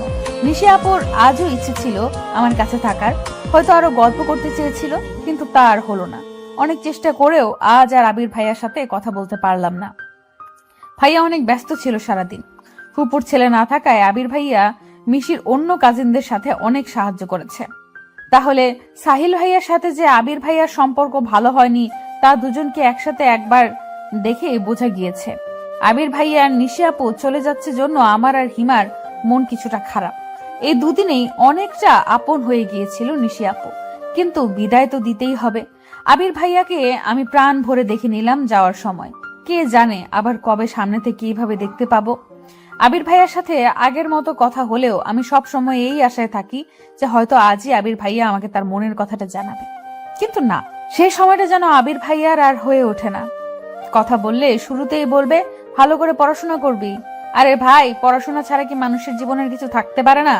সেই জন্য রাগ করে পরীক্ষার মধ্যে আবির ভাইয়ার সাথে আর কথাই বলিনি, কল করলেও ধরিনি। পড়াশোনার কথা শোনার জন্য আমি তার সাথে কথা বলবো? আজ আমার এসএসসি পরীক্ষা শেষ হলো। আজ ভেবে রেখেছি যে আবির ভাইয়ের সাথে অনেকক্ষণ কথা বলবো, কিন্তু আবির ভাইকে কল করার পর কল রিসিভ করেই বলল, আজ তো পরীক্ষা শেষ, তোর তো মজা। আমার সেকেন্ড ইয়ার ফাইনাল পরীক্ষা, আমার প্যারা শুরু। তা পরীক্ষা কেমন দিলি? অনেক ভালো হয়েছে। ভালো না চাই, রেজাল্টেই জানা যাবে। হিমাও তো বললো ভালো হয়েছে, তোদের ভালো কোনো বিশ্বাস নেই? কেন, শুধু কি আপনারাই ভালো রেজাল্ট করতে পারেন, আমরা পারি না? যত সব ঢং। কথাই চিড়ে ভেজে না, রেজাল্ট দিলেই দেখা যাবে। আচ্ছা এখন রাখি, আমি একটু বাইরে আছি, পরে কথা হবে বলেই কলটা কেটে দিল। রাগে আমার গা জ্বালা করছে। একে তো অপমান করলো, তার উপর আবার মুখের উপরে কল কেটে দিল। পছন্দ করি বলি কি তার 7 খুন মাফ করবো নাকি? আমিও আর কল করব না। বিকেলে আমি আর হিমা অনেক দিন পর হাঁটতে বেরিয়েছি। এমন সময় মা কল করে তাড়াতাড়ি বাড়ি যেতে বলল। আমি আর হিমা প্রায় দৌড়ে বাড়ি চলে গেলাম। তারপর মা বলল, পরীক্ষা শেষ হয়েছে আর দুজনের পাড়া বেড়ানো আবার শুরু হয়ে গেছে। এখন থেকে দুজনে বাড়িতেই থাকবে, দরকার ছাড়া কোথাও যাবে না। কি হয়েছে চাচি? আমাদের পরীক্ষা শেষ, এখনো তো শুধু ঘুরেই বেড়াবো। তোমার বড় কাকার নির্দেশ, তোমরা এখন বড় হয়েছো, কোথাও যাওয়া যাবে না। তিনি নাকি তোমাদের রাস্তার মাঝে দাঁড়িয়ে হাসতে দেখেছে। বড় কাকার কথা শুনে আমি আর হিমা দুজনেই চুপ হয়ে গেলাম। কারণ বড় কাকাকে শুধু আমি আর হিমা নয়, বাড়ির সবাই ভীষণ ভয় পায়। বড় কাকার কথাই এই বাড়িতে শেষ কথা। তার মুখের উপরে কথা বলার সাহস কারণ নেই। আবির ভাইয়ার পরীক্ষা শেষের দিকে, পরীক্ষা শেষ করেই বাড়ি আসবে। আমার কি যে আনন্দ হচ্ছে তা বলে বোঝাতে পারবো না। আমি বসে বসে ফোন দেখছি। হিমা ওর মামার বাড়ি বেড়াতে গেছে। এমন সময় বাবা চিন্তিত মুখে আমার ঘরে এসে বললেন, হিয়ামা, তোকে কাল দেখতে আসবে, তৈরি হয়ে থাকিস। দেখতে আসবে মানেটা কি বাবা? তোমরা কি আমাকে আর পড়াতে চাও না? তুমি বলেছিলে রেজাল্ট দেবার পর আমি কোথাও চান্স না পেলে আমাকে বিয়ে দেবে। আমি সেটা মেনে নিয়েছি। কোচিং করতে যেতে দিলে না, সেটাও মেনে নিয়েছি। কিন্তু এখন হুট করে দেখতে আসবে, এসবের মানে কি? তোর বড় কাকা ছেলে দেখেছে, আমি তো মানা করেছিলাম, কিন্তু বড় ভাই বললো যে আমি এসব কিছুই জানি না। আমি এখনই বিয়ে করব না, ব্যাস। দেখতে আসলেই তো আর বিয়ে হয়ে যাবে না, এমন করিস না মা। তোর বড় কাকার মান সম্মান আছে না। অবশেষে বাবার অনুরোধে আমি রাজি হয়ে গেলাম। পরের দিন মা আমাকে পুতুলের মতো সাজিয়ে পাত্রপক্ষের সামনে বসিয়ে দিল। পাত্রপক্ষ আমাকে খুঁটিয়ে খুঁটিয়ে দেখলো। সে অবধিও ঠিক আছে, কিন্তু হঠাৎ ছেলের মা বলে উঠল, দেখা দেখি তো অনেক হলো, জানারও তো আর কিছু নেই। আমরাই তো। দেখি মা, তোমার বাম হাতটা দাও তো। শেষের কথাগুলো আমাকে উদ্দেশ্য করে বলল। আমি ওনার কথার কোনো মানে না বুঝতে পেরে সবার সামনে বাধ্য মেয়ের মতো হাতটা বাড়িয়ে দিতেই ছেলেটা আমার হাতের মধ্যে আংটি পরিয়ে দিল। আমার আঙুলে আংটি পড়তেই আমি রাগী চোখে বাবার দিকে তাকালাম। বাবা চোখ নামিয়ে নিল। আমি ওখান থেকে চলে আসার জন্য পা বাড়িয়েছি। তখন বড় বাবা বলে উঠলেন, হিয়া, ওখানে বসো। আমি ওনাদের সামনে সোফার উপর বসে পড়লাম। আমার মাথাটা যেন ঝিমঝিম করছে, পুরো পৃথিবীটা মনে হচ্ছে ঘুরছে। নিজের অনিচ্ছা সত্ত্বেও আমি ওখানে বসে রইলাম। ওনারা চলে যেতেই আমি রাগে চেঁচিয়ে উঠলাম, বাবা, তুমি এখনো চুপ করে আছো? কি বলেছিলে তুমি? আর এখন কি হলো? আমি আংটিটা হাত থেকে খুলতে যাচ্ছিলাম, মা আমাকে বাধা দিয়ে বলল, এসব কি ধরনের ছেলে মানুষই? এই আংটি হাত থেকে একদম খুলবি না। এত ভালো ছেলে সারা গ্রাম খুঁজেও একটাও পাবি? তোর বাবা যা করেছে তোর ভালোর জন্যই করেছে। মা, আমি এ বিয়ে করতে পারবো না। মা বাবার সামনে থেকে আমাকে নিয়ে এলো, তারপর বলল, পাগল হয়ে গেছিস? তোর বড় কাকা শুনলে কি বলবে? মেয়ে মুখে মুখে তর্ক করছে। আমি এই বিয়ে করতে পারবো না, ব্যাস। কেন? বিয়ে করতে সমস্যা কি? আজ হোক আর কাল হোক বিয়ে তো করতেই হবে। আর একটা কথাও বলবি না। আমি একজনকে পছন্দ করি। আমি এ ছেলে কেন, অন্য কাউকেই বিয়ে করতে পারবো না তাকে ছাড়া। আমার কথাটা শেষ হতে না হতেই বাবা আমার রুমে এসে আমাকে একটা থাপ্পড় দিলেন।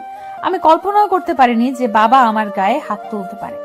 আমি হা করে বাবার মুখের দিকে তাকিয়ে আছি, চোখের পানিগুলো কোনো বাধা মানছে না। বাবা রেগে গিয়ে মাকে উদ্দেশ্য করে বলল, তোমার মেয়েকে বোঝাও একটু, ওনারা আংটি পরিয়ে দিয়েছে, এখন এইসব বলে লাভ নেই। আমি ওনাদের কথা দিয়েছি 2 দিন পর বিয়ে। ছেলে 1 সপ্তাহ ছুটি নিয়ে এসেছে, এখন কোনো অনুষ্ঠান হবে না, শুধু রেজিস্ট্রি করে রাখা হবে। ওরা আজকেই করতে চেয়েছিল, কিন্তু আমি 2 দিনের সময় নিয়েছি। আমার একমাত্র মেয়ের বিয়ে একটু অ্যারেঞ্জ ম্যারেজ না করলে হয়? বাবার মুখে কথাগুলো শুনে আমি থপ করে বিছানার উপর বসে পড়লাম। কোনো কিছু বলার শক্তিটুকু হারিয়ে ফেলেছি। বাবা এভাবে আমার বিয়ে ঠিক করে ফেলবে আমি কল্পনাও করতে পারিনি। বেশি বাড়াবাড়ি করলে কালকে আমি বিয়ের ব্যবস্থা করছি। কথাগুলো বলেই বাবা আমার রুম থেকে বের হয়ে গেলেন। মা আমাকে বুঝিয়ে সুঝিয়ে চলে গেল। আমি পাথরের মতো অনড় হয়ে ওখানেই বসে রইলাম। রাতে খাওয়া দাওয়া না করেই শুয়ে রইলাম। মা কয়েকবার খাওয়ার জন্য ডাকলেও বাবা একটা কথাও বললেন না, নিজে খেয়ে দিয়ে চুপচাপ শুয়ে পড়লো। বাবা তো কখনো এমন করে না আমার সাথে, তাহলে আজ কেন এমন করছে? হিমাও নেই যে ওর সাথে একটু গল্প করব। আমার বিয়ে ঠিক হয়েছে শুনে কালকেই চলে আসবে বলল। আমি আংটিটা খুলে টেবিলের উপর রেখে আবির ভাইকে কল করে সবটা বলতেই আবির ভাইয়া বলল, ছোট কাকা এমনটা করতে পারে না, এইভাবে তোর বিয়ে দিতে পারে না। আমার পরশু সেন্ট্রাল ভাইবা আছে, ওটা শেষ হলেই আমি বাড়ি চলে আসছি। তুই চিন্তা করিস না, সব ঠিক হয়ে যাবে। কিছুই ঠিক হবে না। পরশু এসে আমার বিয়ে দেখতে চান? আবির ভাইয়া আজ একটা কথা সত্যি করে বলুন তো, আপনি কি সত্যিই চান যে আমার বিয়ে হয়ে যাক অন্য কারোর সাথে? এসব তুই কি বলছিস ইয়া? আর আমার চাওয়া না চাওয়ার কি কোনো মূল্য আছে তোর কাছে? তুই তো বলছিস এখন বিয়ে করবি না। কেন বলছি সেটা মনে হয় জানেন না। কেন? এখনো চুপ করে থাকবেন? আমি সব জানি ভাইয়া। আপনি যদি এখনো চুপ করে থাকেন তাহলে আমি সত্যিই বিয়ে করে নেব। একবার শুধু বলুন। হ্যাঁ হিয়া, আমি মানছি আমি তোকে ভালোবাসি, কিন্তু আবির ভাইয়ের মুখে এই কথাটা শোনার জন্য আমি কতদিন ধরে অপেক্ষা করছিলাম। আজ তার অবসান ঘটলো। তবে এমন একটা পরিস্থিতিতে এমন কথা শুনতে হবে তা ভাবতে পারিনি। আমি এবার আনন্দে কান্না করে দিলাম। তারপর বললাম, আমি আপনাকে ভালোবাসি ভাইয়া, আর আপনিও আমাকে ভালোবাসেন। পৃথিবীর আর কোনো শক্তি নেই যে আমাকে অন্য কারোর সাথে বিয়ে দিতে পারে। আমি আপনাকে ছাড়া অন্য কাউকে বিয়ে করব না। আপনি তো আমাকে গ্রহণ করবেন আপনার জীবনে। হিয়া, এখন এসব বলার সময় নয়। আগে কাকাকে বোঝাতে হবে, বিয়েটা যে করে হোক আটকাতে হবে। কাকা এইভাবে তোর বিয়ে দিতে পারে না।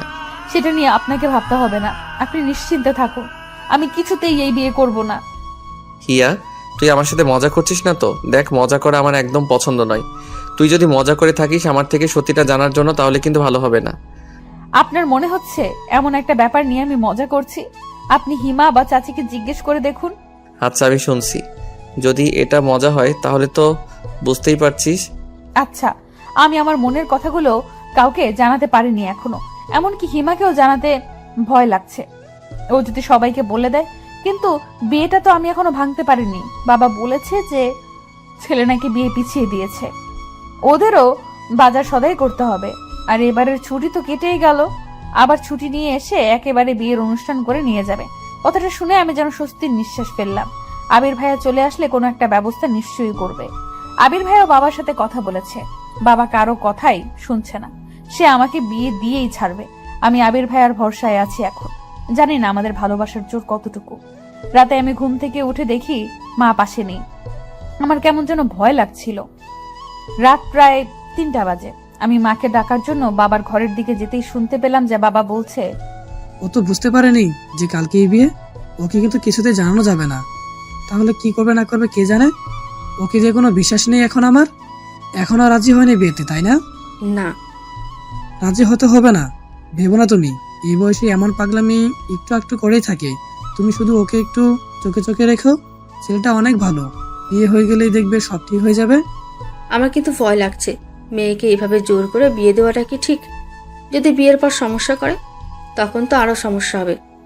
তুমি বেশি ভেবো না তো, কত বিয়ে দেখলাম এমন, সব ঠিক হয়ে যাবে।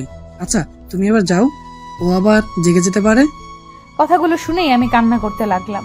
আমার বাবা মা আমার সাথে এমন শত্রুতা কেন শুরু করে দিয়েছে আমি বুঝতে পারছি না। তার মানে কালকেই আমার বিয়ে দিবে? আমি যেন উল্টাপাল্টা কিছু না করে তাই আমাকে শান্ত করে রেখেছে কেন? মা এসে আমার পাশে শুয়ে পড়লো, তারপর আমার মাথায় হাত বুলিয়ে দিতে লাগলো। আমি কি করব কিছুই বুঝতে পারছি না। এখন তো আবির ভাইয়াকেও জানানো যাবে না, কিন্তু আবির ভাইয়া ছাড়া আর কাউকে আমি বিয়ে করতে পারবো না। সকালের আলো ফোটার আগেই আমি মোবাইলের আলো জ্বালিয়ে বসে বসে খুব সাবধানে একটা চিরকুট লিখলাম। প্রিয় বাবা মা, আমাকে ক্ষমা করে দিও, আমি এই বিয়ে করতে পারবো না। আমি একজনকে ভালোবাসি। তোমরা আমার সাথে এমন কেন করছো জানি না, তবে আমি তোমাদের অনুরোধ রাখতে পারলাম না। সরি বাবা, সরি মা, আমাকে খুঁজতে হবে না। আমি অনেক দূরে চলে যাচ্ছি, ভালো থেকো আর আমার জন্য দোয়া করো। তোমাদের হিয়া। বললাম তো চলে যাব, কিন্তু কোথায় যাব? আবির ভাইকে কল করলাম অনেকবার, কিন্তু এত সকালে আবির ভাইয়া কল রিসিভ করলো না। আমার একমাত্র গন্তব্য এখন আবির ভাইয়ার ভার্সিটি। আমি চুপি চুপি মায়ের বোরকাটা পরে একটা ছোট্ট হ্যান্ডব্যাগে এক বোতল পানি আর মোবাইলটা নিয়ে বেরিয়ে পড়লাম। তারপর বাবার মানিব্যাগ থেকে 10,000 টাকা খানেক টাকা পেলাম, পুরোটাই রেখে দিলাম। তারপর অন্ধকারের মধ্যেই বেরিয়ে পড়লাম। যে মানুষ সকালের আজান হওয়ার পরেও একা রুমের বাইরে যেতে ভয় পায়, সেই মানুষ আজ আজানের সময় বাড়ির বাইরে বেরিয়ে পড়লাম। প্রায় আধা ঘন্টার মতো হেঁটে হেঁটে আমি বাস স্টেশনে পৌঁছালাম। সকালের বাসটা পেয়েও গেলাম। শহর আমাদের গ্রাম থেকে ততটাও দূরে নয়, 2 ঘন্টার মতো সময় লাগে। আমি বাসে উঠে স্বস্তির নিঃশ্বাস নিলাম। তার মানে এতক্ষণও চিঠিটা মনে হয় কারোর হাতে পড়েনি, নইলে এতক্ষণে এখানে লোক চলে আসতো। আমি অবশ্য বোরকা পরে থাকায় কেউ দেখলেও চিনতে পারছে না। এই যা বাচ্চা। বাস চলতে শুরু করলো। আমি আরো কয়েকবার আবির ভাইকে কল করলাম, কিন্তু রিসিভ করলো না। আমার পাশে এক মধ্যবয়স্ক মহিলা বসেছিল। উনি নিজের ফোনটা বের করে আমার দিকে বাড়িয়ে দিল। কোথায় যাবি মা? আমার মেয়েকে একটু কল দিয়ে দিবি? দেখ রিতা লেখা আছে। আমি কোনো কথা না বলে চুপচাপ ফোনটা নিয়ে ওনার মেয়েকে কল করে দিলাম। কিছুক্ষণ পর উনি নিজের ব্যাগ থেকে পাউরুটি আর কলা বের করে খেতে লাগলেন। তারপর আমার দিকে একটা রুটি এগিয়ে দিয়ে বলল, নে মা, রুটিটা খেয়ে নে, আমার ছেলে কিনে দিয়েছে। আমি কি আর এত খেতে পারি? আমি না করা সত্ত্বেও জোর করে আমার হাতে ধরিয়ে দিয়ে বলল, বুড়ি বলে আমার হাতের জিনিস পছন্দ হচ্ছে না? বয়স হয়ে গেলে সবাই ঘৃণা করে। বলেই অভিমানে উনি রুটিটা আমার হাত থেকে নিয়ে আবার ব্যাগে রাখতে যাচ্ছিলেন। আমি ওনাকে খুশি করার জন্য রুটিটা ওনার হাত থেকে নিয়ে খাওয়া শুরু করলাম। এতটা রাস্তা হেঁটে ক্ষুধাও পেয়েছিল। রুটিটা খাওয়ার সাথে সাথে আমার কেমন যেন ঘুম পেতে লাগলো। আমি চোখ দুটো বন্ধ করে ফেললাম। এত সকালে উঠায় হয়তো ক্লান্তিতে এমনটা হচ্ছে। তারপর আমার আর কিচ্ছু মনে নেই। আমি চোখ খুলে নিজেকে হসপিটালে আবিষ্কার করে অবাক হয়ে গেলাম। আমার ফোন, ব্যাগ সব কোথায়? আর আমি হসপিটালেই বা কি করে আসলাম? আমি আশেপাশে তাকিয়ে আরো অনেক লোকজন দেখতে পেলাম। বোঝাই যাচ্ছে যে এটা কোনো সরকারি হাসপাতাল। আমি নড়াচড়া করতে গিয়ে বুঝতে পারলাম যে আমাকে স্যালাইন দিয়ে রাখা হয়েছে। মাথাটা এখনো ঝিমঝিম করছে। সামনে একজন ডাক্তারকে দেখতে পেয়ে তাকে ডাকতে লাগলাম, এক্সকিউজ মি ডাক্তার সাহেব। আমার ডাক শুনে ডাক্তারটা আমার দিকে তাকালো। ডাক্তারকে দেখেই আমার আবার অজ্ঞান হয়ে যাওয়ার মতো অবস্থা। আমি আস্তে আস্তে করে বললাম, সাহিল ভাইয়া আপনি এখানে? এখন কেমন লাগছে? আপনি ঠিক আছেন তো? কি হয়েছিল? এতগুলো প্রশ্নের উত্তর কিভাবে দিব? তার আগে এটা বলুন যে আমি এখানে কি করছি, আর আপনি বা এখানে কেন? তোমার কি কিছুই মনে নেই? মনে থাকলে কি আর জিজ্ঞেস করতাম? আমি যেহেতু ডক্টরের অ্যাপ্রন পরে আছি, নিশ্চয়ই আমি ডক্টর। আর তুমি যেহেতু রোগীর বেডে শুয়ে আছো, তার মানে তুমি রোগী। সিম্পল ব্যাপার, এতে না বোঝার কি আছে? কিন্তু আমি তো বাসে ছিলাম। তাহলে আমি এখানে কতক্ষণ ধরে আছি? ঘন্টা 2 হবে হয়তো। আমি তো একটু আগে ডিউটিতে এসে তোমাকে দেখে অবাক হয়ে গেছি। প্রথমে ভেবেছিলাম যে হয়তো আমার মনের ভুল, কিন্তু পরে দেখি না। আপনার ফোনটা দেওয়া যাবে? চিন্তা করো না, আমি তোমার বাসা জানিয়ে দিয়েছি। আপনি আমার থেকে না শুনে আমার বাসায় কেন কল করলেন? হাউ স্ট্রেঞ্জ, আমি আপনার উপকার করলাম আর আপনি আমাকে এভাবে বলছেন? জানেন আপনাকে যে মেডিসিন দিয়ে অজ্ঞান করা হয়েছে তা অতিরিক্ত মাত্রায় ব্যবহার করলে মৃত্যু পর্যন্ত হতে পারে। আপনার ভাগ্য অনেক ভালো যে ডোজ একদম অল্প ছিল। আপনি অসুস্থ আর আমি আপনার বাসায় জানাবো না? না বলবেন না, কারণ আমি বাড়ি থেকে পালিয়ে এসেছি। এখানে আমাকে আর কতক্ষণ থাকতে হবে? স্যালাইনটি শেষ হলেই আপনি বাসায় যেতে পারবেন, তবে কয়েকদিন রেস্টে থাকতে হবে। আর আপনি পালিয়ে এসেছেন মানে? আচ্ছা আপনি আমাকে আপনি করে বলছেন কেন? আমি আপনার অনেক ছোট, তুমি করে বলতে পারেন। বাড়ি থেকে কেউ আসছে আমাকে নিতে? না, আবির এসে তোমাকে নিয়ে যাবে। এবার বলো, পালিয়ে কেন এসছো বাড়ি থেকে, তাও আবার একা একা? আবির ভাইয়ার জন্য। আচ্ছা, আবির ভাইয়া কখন আসবে বলেছে? মানে কি বলছো তুমি এসব? আবির ভাইয়ের জন্য মানে? আমি আবির ভাইকে ভালোবাসি তাই। আমি আর কিছু বলার আগেই কেউ সাহিল ভাইয়াকে ডাকতে লাগলো, আর উনি আমার পুরো কথা না শুনেই হন্তদন্ত হয়ে ছুটে গেল। সাহিল ভাইয়া যেতেই আমার মনে পড়লো যে ওনাকে আমি আবির ভাইয়ার কথা কেন বললাম। এখন যদি উনি বাড়িতে সব বলে দেয়, ওই মেডিসিনের প্রভাবে কি সত্যি আমার জ্ঞান বুদ্ধি লোপ পেয়েছে? আমি যাকে তাকে সব বলে দিচ্ছি। প্রায় ঘন্টা দুয়েক পর আমার স্যালাইন শেষ হলো। একজন নার্স এসে স্যালাইনের সুচটা খুলে দিল। এরই মধ্যে সাহিল ভাইয়া আর একবারও আসেনি। হয়তো ব্যস্ত আছে, কিন্তু আবির ভাইয়াও এখন আসছে না কেন? আমার খুব চিন্তা হচ্ছে। একজনের কাছ থেকে সময় জানতে পারলাম যে প্রায় 3টা বেজে গেছে। আমি একটা বিষয়ে অবাক হচ্ছি। আমি হাসপাতালে, অথচ আমার বাড়ির কেউ আসলো না। আবির ভাইয়া কখন আমায় নিয়ে যাবে সেই আশায় আছে। আমাকে নিয়ে কারোর কোনো মাথা ব্যথা নেই। পরক্ষণেই মনে হলো যে আজ আমার বিয়ে হওয়ার কথা ছিল, আর সেখান থেকে আমি পালিয়ে এসেছি।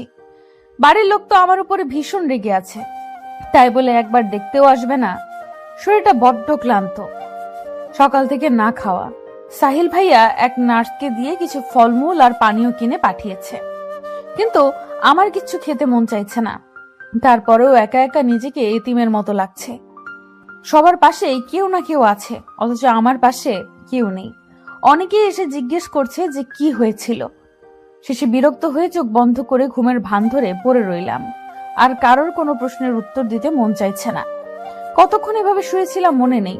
হঠাৎ মাথায় কারোর হাতের ছোঁয়া পেতেই চোখ দুটো আপনা আপনি খুলে গেল।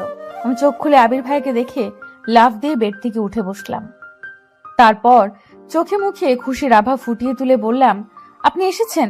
এত দেরি কেন করলেন? আমি কখন থেকে একা একা আপনার জন্য ওয়েট করছি। জানেন, বাড়ি থেকে কেউ আমাকে দেখতে আসেনি। কথাটা বলেই আমি কান্না করে দিলাম। আমাকে কান্না করা দেখে আবির ভাইয়া আমার মাথায় হাত বুলিয়ে দিতে দিতে বলল, গাধি, তুই বাড়ি থেকে পালিয়ে এসেছিস ধরতে গেলে বিয়ের আসর থেকে। বাড়ির সবাই ভীষণ রেগে আছে। ছেলে পক্ষকে জানিয়েছে যে কিছু ঝামেলার কারণে আজ আর বিয়েটা হবে না। বাড়ির কেউ চায় না যে তোর পালিয়ে আসার ব্যাপারটা গ্রামের কেউ জানুক, তাই কেউ আসেনি। আমাকে বলেছে সন্ধ্যার পর তোকে নিয়ে বাড়ি ফিরতে। দিনের বেলায় গেলে সবার চোখে পড়লে নানা প্রশ্ন করবে। গ্রামের মানুষ বুঝিসই তো, তিলকে তাল বানাবে। তাই বলে আপনিও এত দেরি করে আসবেন? জানেন আমার এখানে কত খারাপ লাগছিল। আরে পাগলি, আমার তো তখনই ছুটে আসতে ইচ্ছে করছিল যখন শুনলাম যে তুই হাসপাতালে, কিন্তু ভাইবা শেষ না করে কি করে আসি বল। আর সাহিল ভাই আছে শুনে আরেকটু নিশ্চিত হলাম। আমি আর এখানে থাকবো না, আমি বাড়ি যাব। আমার ব্যাগ, টাকা, ফোন কিছুই নেই, সব নিয়ে গেছে। তুই ঠিক আছিস সেটাই আমার কাছে অনেক। সাহিল ভাইয়া বলেছে যে মেডিসিনের ডোজ একদম অল্প ছিল, কিছুদিন রেস্ট করলেই ঠিক হয়ে যাবি। এই তো একটু পরেই আমরা বের হব। কিছু খেয়েছিস? আমি নাসূচক মাথা নাড়ালাম। আবির ভাইয়া আমার পাশে রাখা খাবারগুলো দেখলেন। তারপর উনি নিজের আনা কমলার খোসা ছাড়িয়ে আমার মুখে পুরে দিলেন। ইচ্ছে না হলেও এবার আমি রাজরানীর মতো খেতে লাগলাম। এই প্রথম আবির ভাইয়া নিজ হাতে আমাকে কিছু খাইয়ে দিচ্ছে। আমি আবির ভাইয়ার হাতে খাচ্ছিলাম আর দু চোখ ভরে ওনাকে দেখছিলাম। আবির ভাইয়ার চোখে চোখ পড়তেই লজ্জায় আমি নিজের চোখ নামিয়ে নিলাম। সন্ধ্যার আগেই সাহিল ভাইয়ার সাথে দেখা করে আমরা বাড়ির পথে রওনা দিচ্ছি। তখন সাহিল ভাইয়া আবির ভাইকে লক্ষ্য করে বলল, যে মেয়েটা তোমার কাছে আসার জন্য এত বড় রিস্ক নিল, তাকে কখনো কষ্ট দিও না আবির। এমন ভালোবাসা কোথাও পাবে বলে আমার মনে হয় না। সাহিল ভাইয়ার মুখে এমন কথা শুনে আবির ভাইয়া কিছুটা বিস্ময় নিয়ে আর রাগ নিয়ে আমার দিকে তাকালো। আমি বুঝতে পেরে মাথা নিচু করে নিলাম। আবির ভাইয়া এবার সাহিল ভাইয়ার দিকে তাকিয়ে মুখে কিছুটা হাসি আনার চেষ্টা করলো। তারপর বলল, অবশ্যই ভাইয়া, আর থ্যাঙ্কস আজ সারাদিন ওর খেয়াল রাখার জন্য। আপনি কি এই কথাটা বাসার কাউকে জানিয়েছেন? আমি নিজে একজনকে ভালোবাসতাম, কিন্তু আমার ভুলের জন্য তাকে হারিয়েছি। ভালোবাসা হারানোর কষ্টটা আমি বুঝি। চিন্তা করো না, আমি কখনো তোমাদের বিপদের কারণ হব না। আর কোনো হেল্প লাগলে আমি আছি। হিয়া, তোমার বাসার সবাই মনে করেছে যে তুমি আমার কাছে চলে এসেছিলে, কিন্তু আমি তোমাকে পাত্তা দিইনি। তাদের ফোন করে সবটা জানিয়ে দেওয়ার জন্য আমাকে থ্যাঙ্কস জানিয়েছে, আর তোমার হয়ে ক্ষমাও চেয়েছে। আবিরের জন্য এসে জানলে এতক্ষণে হয়তো। শেষের কথাগুলো সাহিল ভাইয়া আমাকে উদ্দেশ্য করে বলল। তার মানে আমার বাবা মা ভেবেছে যে আমি সাহিল ভাইয়াকে ভালোবাসি। হায় আল্লাহ! সাহিল ভাইয়ার মুখে কথাগুলো শোনার পর আবির ভাইয়া আমার হাতটা শক্ত করে চেপে ধরে বলল, আমি হিয়ার সুখের জন্য সব করতে পারি। আল্লাহর কাছে লাখ লাখ শুক্রিয়া যে আজ হিয়ার কিছু হয়ে যায়নি, নইলে আমি নিজেকে কখনো ক্ষমা করতে পারতাম না। কিভাবে তুমি ওকে রক্ষা করবে আবির? কি অধিকার আছে তোমার ওর উপর? ভালোবাসার জোর। আমি হিয়াকে অনেক ভালোবাসি, আর সেই জোর দিয়ে আমি ওকে রক্ষা করব। আদৌ কি সেটা এত শক্তিশালী? মানে? হিয়া বাসা যাওয়ার পরেই ওই ছেলেটার সাথে জোর করে হিয়ার বিয়ে দিয়ে দেবে। ওই ছেলে জানে যে হিয়া সাজার জন্য পার্লারে এসছে, তাই এত দেরি হচ্ছে। এই কারণেই তোমাদের বাসা থেকে কেউ আসতে পারেনি, সবাই হিয়ার পৌঁছানোর অপেক্ষায় আছে। আর একবার হিয়ার বিয়েটা হয়ে গেলে? আমি কিছুতেই হিয়ার এই বিয়ে হতে দেব না, কিন্তু আমাকে তো বলেছে যে বিয়ে পিছিয়ে গিয়েছে। কারণ তুমি যদি হিয়াকে বলে দাও তাই। আর কিভাবে তুমি হিয়ার বিয়ে আটকাবে? হ্যাঁ, তুমি তো হিয়াকে বাসায় নিয়ে যাচ্ছ, আর ওখানে গেলে কেউ তোমার কথা শুনবে না। আমি বাড়ি যাব না। আমি অন্য কাউকে বিয়ে করতে পারবো না। আমার বাবা মা আমার সাথে কেন এমন করছে? আমি অসুস্থ আর তারা আমার বিয়ে নিয়ে পড়ে আছে। আমি এখন কি করব? একটাই রাস্তা আছে, যদিও তো অনেক রিস্কি, কিন্তু এছাড়া আর কোনো উপায় নেই এই বিয়ে আটকানোর। কি সেটা? আবির, তুমি কি হিয়াকে সত্যিই ভালোবাসো? আমি আর কতবার বলবো? হ্যাঁ, আমি হিয়াকে ভালোবাসি, ভীষণ ভালোবাসি। কেন? হিয়াকে বিয়ে করতে পারবে? ভালোবাসি যখন, বিয়ে তো অবশ্যই করব। আর আমি সে কথা বলিনি। তুমি কি এখন হিয়াকে বিয়ে করতে পারবে? আমি হিয়াকে এভাবে পেতে চাই না। আমার পরিবারের সবাইকে কষ্ট দিয়ে আমরা কি সুখী হতে পারবো? সবার সম্মতিতে আমি হিয়াকে নিজের করে পেতে চাই। আর এখন আমার নিজেরই কোনো ঠিক ঠিকানা নেই, হিয়াকে ভালো রাখবো কি করে? কিন্তু তোমার পরিবার যদি সেটা না চায়, তারা যদি তোমাদের বিয়েতে রাজি না হয়, অথবা তুমি প্রতিষ্ঠিত হওয়ার আগেই যদি হিয়া অন্য কারো হয়ে যায়, তখনও কি তুমি তোমার পরিবারের সম্মতির আশাতে থাকবে, নাকি দাঁড়িয়ে থেকে হিয়াকে অন্যের হাতে তুলে দেবে? কোনটা? আপনি নেগেটিভ কেন ভাবছেন? পজিটিভ ভাবুন। আমি আর হিয়া যদি দুজন দুজনকে পছন্দ করি, তাহলে তারা মেনে কেন নিবে না? আমরা তো বিয়ে করতে চাইছি, কোনো পাপ কাজ তো নয়। আর আমাদের চাওয়ার মধ্যে কোনো কলুষতা বা অপবিত্রতা নেই, তাহলে কেন তারা আমাদের ভালো চাইবে না? আমার বিশ্বাস আছে যে আমার পরিবার অবশ্যই আমার আর হিয়ার ভালোবাসাটা মেনে নেবে। আর যদি না নেয়? দেখুন, আমি হাসপাতালের মধ্যে আছি বলে কিছু বলছি না, আমাকে রাগাবেন না। আপনি বারবার একই ভুল কেন আওড়াচ্ছেন? কারণ তোমার মতো ভুল বিশ্বাস আমারও ছিল আবির। আমিও ভেবেছিলাম যে পরিবারের মানুষ আমাদের এত ভালোবাসে, তাহলে আমাদের সুখের কথা ভেবে অবশ্যই আমাদের কথাই শুনবে, আমাদের পছন্দ মতো আমাদের জীবন বাছাই করতে দেবে। কিন্তু বাস্তবতা হয় না, বাস্তবতার বড় নিষ্ঠুর। একটা গল্প শুনবে? আমার যদিও ভালো লাগছে না, আর এক মুহূর্ত এখানে থাকতে ইচ্ছে হচ্ছে না, কিন্তু সাহিল ভাইয়ার কথাগুলো শুনতে কেন জানি ভালো লাগছে। ওনার গল্পটা শোনার জন্য বুকটার ভেতরটা আকুপাকু করছে। প্রথম দিন ওনাকে দেখে ভেবেছিলাম যে উনি খুব হাসি খুশি একজন মানুষ, কিন্তু আজ ওনার কথাগুলো শুনে মনে হচ্ছে যে এক বুক কষ্ট নিয়ে উনি মুখে হাসির প্রলেপ দিয়ে থাকেন। আবির ভাইয়া ভাবছিল কি বলবে না বলবে। আমি শরীরের সবটুকু শক্তি দিয়ে জোর করে বলে উঠলাম, আমি শুনবো। আমার কথা শুনে শুধু আবির ভাইয়া আর সাহিল ভাইয়া নয়, আশেপাশের আরো অনেকেই তাকালো। আমি মাথা নিচু করে ফেললাম। সাহিল ভাইয়া আমাদের উদ্দেশ্য করে বলল, আমার রুমে চলো, ওখানে গিয়ে বসে শুনবে। আবির ভাইয়া আমার দিকে রাগী চোখে তাকালো। আমি আবির ভাইয়ার থেকে চোখ নামিয়ে নিয়ে সাহিল ভাইয়ার পেছনে যেতে লাগলাম। সাহিল ভাইয়া আবির ভাইয়ার দিকে তাকিয়ে মুচকি একটা হাসি দিল, কিচ্ছু বলল না। আবির ভাইয়াও উপায় না দেখে চুপচাপ আমাদের সাথে গেল। সাহিল ভাইয়ার রুমে বসার পর উনি ওনার গল্প বলা শুরু করলেন।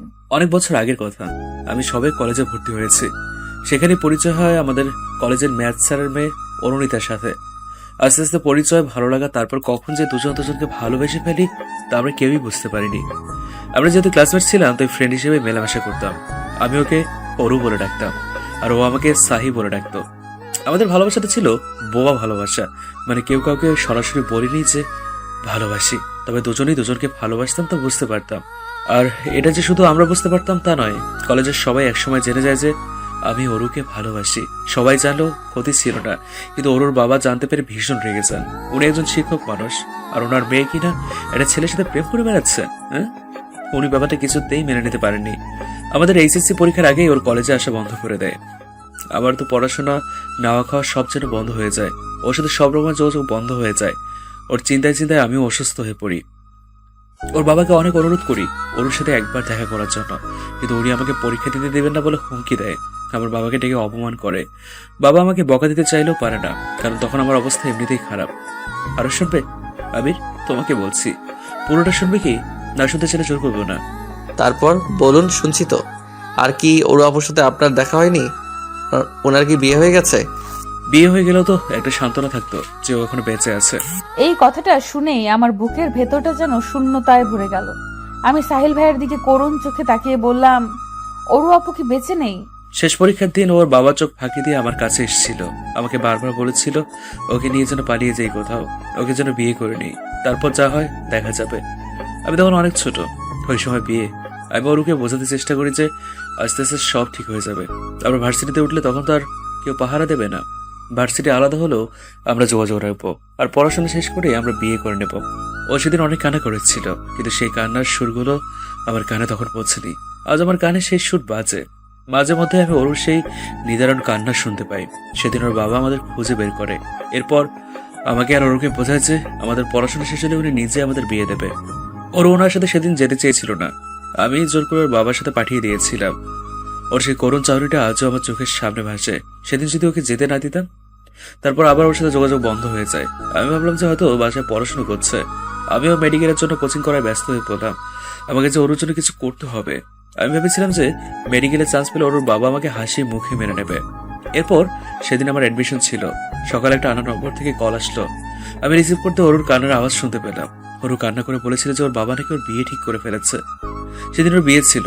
অনেক কষ্টে একজনের ফোন থেকে লুকিয়ে আমাকে ফোন করেছিল। আমি বলেছিলাম যে পরীক্ষাটা দিয়েই আমি ওর বাসায় যাব, ওর বাবার সাথে কথা বলবো। অনেক কান্না করেছিল সেদিনও। আর আমি অ্যাডমিশন নিয়ে ব্যস্ত ছিলাম। আমরা কত স্বার্থপর। সেইটুকুই ছিল ওর সাথে আমার শেষ কথা।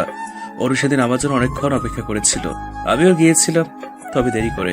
ওরও আমার অপেক্ষায় থেকে থেকে যখন ওর বিয়ের জন্য কবুল পড়াতে আসে, ঠিক তখনই নিজের কাছে থাকা মারাত্মক একটা বিষ ঠকঠক করে পান করে নেয়। সবার সামনে নতুন বধূ বেশে ওর ঢলে পড়ে মৃত্যুর করে। কেউ জানে না যে সেই বিষও কোথায় পেয়েছিল। হসপিটালে নিয়েও লাভ হয়নি। আপনি গিয়ে কি ওনার লাশ দেখতে পেয়েছিলেন? হ্যাঁ, আমি ওর বাসা থেকে সোজা হসপিটালে চলে যাই। আর সেখানে আমার ওরুকে বহু সাজে প্রাণ ভরে দেখে নিই। শেষ দেখা। আচ্ছা আবির, আর যদি হিয়ার কিছু হয়ে যেত, তুমি নিজেকে ক্ষমা করতে পারতে? এবার বলো। আমি হিয়াকে বিয়ে করতে চাই, আপনি সাহায্য করবেন? অবশ্যই, চলো আমার সাথে। আমাদের সাথে তো কোনো কাগজপত্র নেই, তাহলে? ওসব কিছুই লাগবে না, তুমি চলো আমার সাথে। তারপর উনি আমাদের ওই হসপিটালের মসজিদের সামনে দাঁড় করিয়ে ভেতরে চলে গেলেন। আমি আর আবির ভাইয়া চুপচাপ ওনার অপেক্ষা করতে লাগলাম। কয়েক মিনিট পর সাহিল ভাইয়া বাইরে এসে বললেন যে ব্যবস্থা হয়ে গেছে। তারপর আমাদের মসজিদের বারান্দার মতো একটা জায়গায় নিয়ে বসালেন। তারপর ইমাদ সাহেব আবির ভাইয়া আর আমাকে উদ্দেশ্য করে বললেন, তোমরা কি সত্যি এভাবে বিয়ে করতে চাও? কোনো কাগজপত্র নেই, শুধু ইসলামের শরীয়ত মোতাবেক কবুল পড়াতে পারবো আমি। কাগজপত্র তোমরা যে কোনো সময় নিতে পারবে। বলো রাজি? ওরা কি বলবে? আমি এখন ওদের গার্জিয়ান, আপনি বিয়ে পড়ান। আবির ভাইয়া কিছু বলতে গিয়েও বললেন না। আমিও আর কিছু বললাম না। ইমাম সাহেব আমাদের দুজনের নাম ধাম সব জিজ্ঞেস করে নিল। ইমাম সাহেব প্রথমে আমাকে, তারপর আবির ভাইকে কবুল পড়ালেন। আমার ভাবতেও অবাক লাগছে যে আবির ভাইয়ের সাথে আমার বিয়ে হয়ে গেছে। মনে হচ্ছে যেন সব স্বপ্ন। সাহিল ভাইয়ার মুখে অফুরন্ত হাসির রেখা ফুটে উঠল। আমি আর আবির ভাইয়া সাহিল ভাইয়াকে বিদায় জানিয়ে বাড়ির উদ্দেশ্যে রওনা হলাম। সন্ধ্যা হয়ে গেছে, রাস্তাঘাট অন্ধকার হতে শুরু করেছে, সাথে আমাদের আশাগুলো। জানি না বাড়িতে আমাদের জন্য নতুন কোনো ঝড় তুফান অপেক্ষা করছে কিনা। আমি আর আবির ভাইয়া বাসে উঠলাম। বাসে উঠেই আবির ভাইয়া বাড়িতে কল করে জানিয়ে দিল যে আমরা রওনা দিয়েছি। হালকা শীত পড়তে শুরু করেছে, আর এমনিতেও আমার শরীরটা অনেক খারাপ। বাসে উঠেই আমি সিটের সাথে হেলান দিয়ে বসলাম। আবির ভাইয়া আমার মাথাটা নিচের কাঁধের উপর নিয়ে বলল, বেশি খারাপ লাগলে চোখ বন্ধ করে রাখো, ভালো লাগবে। আমি চোখ দুটো বন্ধ করার সাথে সাথে ঘুম ঘুম পেতে লাগলো। কতক্ষণ কেটে গেছে জানি না। চোখ খুলে দেখি আবির ভাইয়া আমাকে জাগানোর জন্য ডাকছেন। আমি সিট থেকে উঠে ভাইয়ার সাথে বাস থেকে নেমে পড়লাম। তারপর ভাইয়া একটা রিক্সা ডাকলো। অনেকটা রাত হয়ে গেছে, রিক্সাও তেমন নেই। আমি আর আবির ভাইয়া রিক্সায় উঠে বাড়ির উদ্দেশ্যে রওনা দিলাম। ভয়ে আমার আত্মা শুকিয়ে যাচ্ছে। সকালে কাউকে না জানিয়ে চলে গিয়েছিলাম, এখন না জানি সবাই কি বলবে। সবাই নাকি আমার উপরে ভীষণ রেগে আছে। আমি ভয়ে ভয়ে আবির ভাইকে বললাম, সবাই তো এমনিতেই আমার উপরে রেগে আছে, যদি শুনে যে আমরা বিয়ে করে নিয়েছি তাহলে তো আরো রাগারাগি করবে, আপনাকে অনেক বকাবকি করবে। আরে পাগল, আমরা কি গিয়েই বলবো নাকি যে আমরা বিয়ে করে নিয়েছি? পরিস্থিতি বুঝে কথা বলতে হবে। আমাদের বিয়ের কথা ভুলেও মুখে আনবি না। আগে দেখ কি হয় তারপরে। যদি সাহিল ভাইয়ার কথাই ঠিক হয়, ওই ছেলেটা যদি এখনো আমাদের বাড়িতেই থাকে আর আমি যাওয়ার সাথে সাথে আমাকে জোর করে বিয়ে দিয়ে দেয়। তুই এখন অনেক অসুস্থ, আর আমার মনে হয় না যে এই অবস্থায় বাড়ির সবাই তোর বিয়ে নিয়ে কথা বলবে। যদি বলে? তুইও এই সাহিল ভাইয়ার মতো নেগেটিভ ভাবতে শুরু করেছিস। চুপচাপ চল, বেশি কথা বলতে হবে না, সে যা হয় দেখা যাবে। রিক্সা থেকে নামতেই দেখতে পেলাম যে হিমা আর আমার মা গেটের সামনে দাঁড়িয়ে আছে। আমাকে দেখেই হিমা দৌড়ে আসলো, তারপর কান্না করতে করতে বলল, তুই কাউকে কিছু না বলে কোথায় গিয়েছিলি? আমরা তোকে কত খুঁজেছি জানিস? সবাই কত চিন্তা করছিল যদি তোর কিছু হয়ে যেত। ভাগ্যিস সাহেল ভাই ফোন করেছিল, আর একটু দেরি হলেই তো বড় কাকা পুলিশের কাছে যেতে চলেছিল। যদিও এইটুকু বলতেই মা হিমাকে থামিয়ে দিয়ে আমাকে বাড়ির মধ্যে টেনে নিয়ে গেলেন। তারপর জিজ্ঞেস করলো, তুই ঠিক আছিস তো? তোর বাবা আর কাকারা কিন্তু ভীষণ রেগে আছে। একটা কথা বলবি না, গিয়ে কি লাভ হলো? দেখলি তো, মা বাবা ছাড়া কেউ আপন হয় না। এবার লক্ষ্মী মেয়ের মতো আমাদের পছন্দের ছেলেকে বিয়ে করে নিবি। আমার প্রচন্ড রাগ হচ্ছে মায়ের কথা শুনে। আমি বাইরে থেকে আসলাম, এত বড় একটা ঘটনা ঘটে গেল, তারপরেও মা সেই বিয়ে দেওয়া নিয়েই পড়ে আছে। আমি কিছুটা রেগে গিয়ে বললাম, মা তুমি আমার চিন্তা করা বাদ দিয়ে এখনো বিয়ের চিন্তা করছো? আমি বলছি তো আমি অন্য কাউকে বিয়ে করতে পারবো না। মা আমাকে আবির ভাইয়াদের বসার ঘরে নিয়ে গেল, আর ওখানে বাবা কাকারা চাচিরা সবাই ছিল। আমার শেষের কথাটা এত জোরে বলেছি যে সবাই সেটা শুনতে পেয়েছে। আমার কথাটা শুনেই বাবা বলে উঠলেন, ছি হিয়া, তুই আমার মেয়ে হয়ে আমার মান মর্যাদা সব মাটির সাথে মিশিয়ে দিলি। তোর একবারও আমার কথা মনে হলো না? এখনো তুই ওই ছেলেটার কথাই বলছিস? তোর লজ্জা করছে না? প্রথমে অভিক আর তারপর তুই চুপ করবি একটু? মেয়েটাকে আগে আসতে দে, তারপর সিদ্ধান্ত নেওয়া যাবে। বাড়ি যখন ফিরে এসেছে তখন আর চিন্তা কি? এইসব কথা যেন বাড়ির বাইরে না যায়। বড় কাকা কথাগুলো সবাইকে উদ্দেশ্য করেই বলল। আবির ভাইয়াও এখানে চলে এসেছে, কিন্তু অভিক ভাইয়ার কথা এখানে কোথা থেকে আসলো আমি তাই বুঝতে পারছিলাম না। আমি অবাক হয়ে জিজ্ঞেস করলাম, অভিক ভাইয়ার কি হয়েছে? ঠিক আছে তো? আমার ছেলেকে নিয়ে তো আর চিন্তা না করলেও চলবে। আমার ছেলের আবার কি হবে? ও ভালোই আছে। তুই অভিককে যে চিঠি দিয়েছিলি সেটা সবাই দেখে নিয়েছে, এই জন্য সবাই এত রেগে গেছে তোর ওপরে, আর বিয়ে দেওয়ার জন্য উঠে পড়ে লেগেছে। তুই এমন কাজ কেন করলি মা? বলেই কান্না শুরু করে দিল মা। কিন্তু আমি যেন নড়াচড়া করতে ভুলে গেছি। অভিক ভাইয়াকে দেওয়া চিঠির জন্যই সবাই আমার সাথে এত খারাপ ব্যবহার করছে, কিন্তু অভিক ভাইয়ের চিঠিটা এদের হাতে কি করে পৌঁছালো? অভিক ভাইয়াকে দিয়েছিল নাকি বাড়িতে রেখে গিয়েছিল সেটা দেখেই, কিন্তু এরা জানবে কি করে যে চিঠিটা আমি লিখেছি? তাহলে কি হিমা নিজের বাঁচার জন্য? এইটুকু ভাবতে আমার পুরো পৃথিবী শূন্য হয়ে গেল। আমি কি করব আর কি বলবো বুঝে উঠতে পারছিলাম না। বুঝে উঠতে না পেরে সোফার উপরে বসে পড়লাম। আবির ভাইয়া আমার পাশ থেকে মায়ের কথাগুলো শুনে ফেলে চেঁচিয়ে ওঠে, তোমরা যে চিঠির জন্য হিয়াকে ভুল বুঝছো, ওই চিঠিটা হিয়া দেয়নি, তোমরা ভুল বুঝছো। তুই যা জানিস না তা নিয়ে কেন কথা বলছিস? আর ওই মেয়ের হয়ে তুই কেন কথা বলছিস? হিমা এমন একটা কাজ করবে আমিও কখনো ভাবতে পারিনি, কিন্তু আমরা সবাই হাতের লেখা মিলিয়ে দেখেছি ওটা হিয়ার লেখার চিঠি। নিজের চাচাতো ভাইকে ওভাবে কেউ চিঠি লেগেছে? আমার সম্পর্কে সবার এত খারাপ ধারণা দেখে আমার মরে যেতে ইচ্ছে হচ্ছে। হিমার একটা ভুল আজ আমাকে এখানে এনে দাঁড় করিয়েছে। যারা আমাকে এত ভালোবাসতো তারা আমাকে ভুল বুঝছে। মা ওটা হিয়াই লিখেছিল, তবে অন্য একটা মেয়ের জন্য। ওই মেয়েটাই ওকে বলেছিল চিঠিটা লিখে দিতে। তোমরা অবিক ভাইয়াকে জিজ্ঞেস করনি? অবিক ভাইয়া তো জানে সব, ওই চিঠিটা কে দিয়েছিল। ভাইয়াকে জিজ্ঞেস করলি তো সব সত্যিটা জানা যাবে। আবির, তুই এর মধ্যে নাক কেন গলাচ্ছিস? তুই কি করে জানিস চিঠির কথা? তোদেরকে তো বলিনি কিছু। আর আমার ছেলেকে এসব ঝামেলার মধ্যে টেনে আনবি না। ওকে আমি জিজ্ঞেস করেছিলাম যে ও কাউকে পছন্দ করে কিনা, ও না বলেছে। কিন্তু চাচি, অবিক ভাইয়াকে জিজ্ঞেস করা দরকার। সত্যিটা না জেনে আপনারা হিয়াকে কিভাবে দোষারোপ করতে পারেন? আমি আর এইসব নিয়ে কোনো কথা শুনতে চাই না। আর আবির, বড়দের সাথে সম্মান দিয়ে কথা বলতে শিখো। বেয়াদবি কোথা থেকে শিখছো? সবাই যে যা রুমে চলে যাও, কাল সকালে হিয়ার বিয়ে। এই নিয়ে আমি আর কোনো কথা শুনতে চাই না। এই মেয়েকে যত ঘরে রাখা যাবে তত খারাপ। আরও ছেলে মেয়ে আছে, তাদেরকে তো বিয়ে দিতে হবে। যার এই বিয়ে পছন্দ হবে না সে কালকের জন্য বাড়ি থেকে চলে যেতে পারো। শেষের কথাগুলো কাকা আবির ভাইকে উদ্দেশ্য করে বলল। আমি বারবার হিমার দিকে তাকাচ্ছি।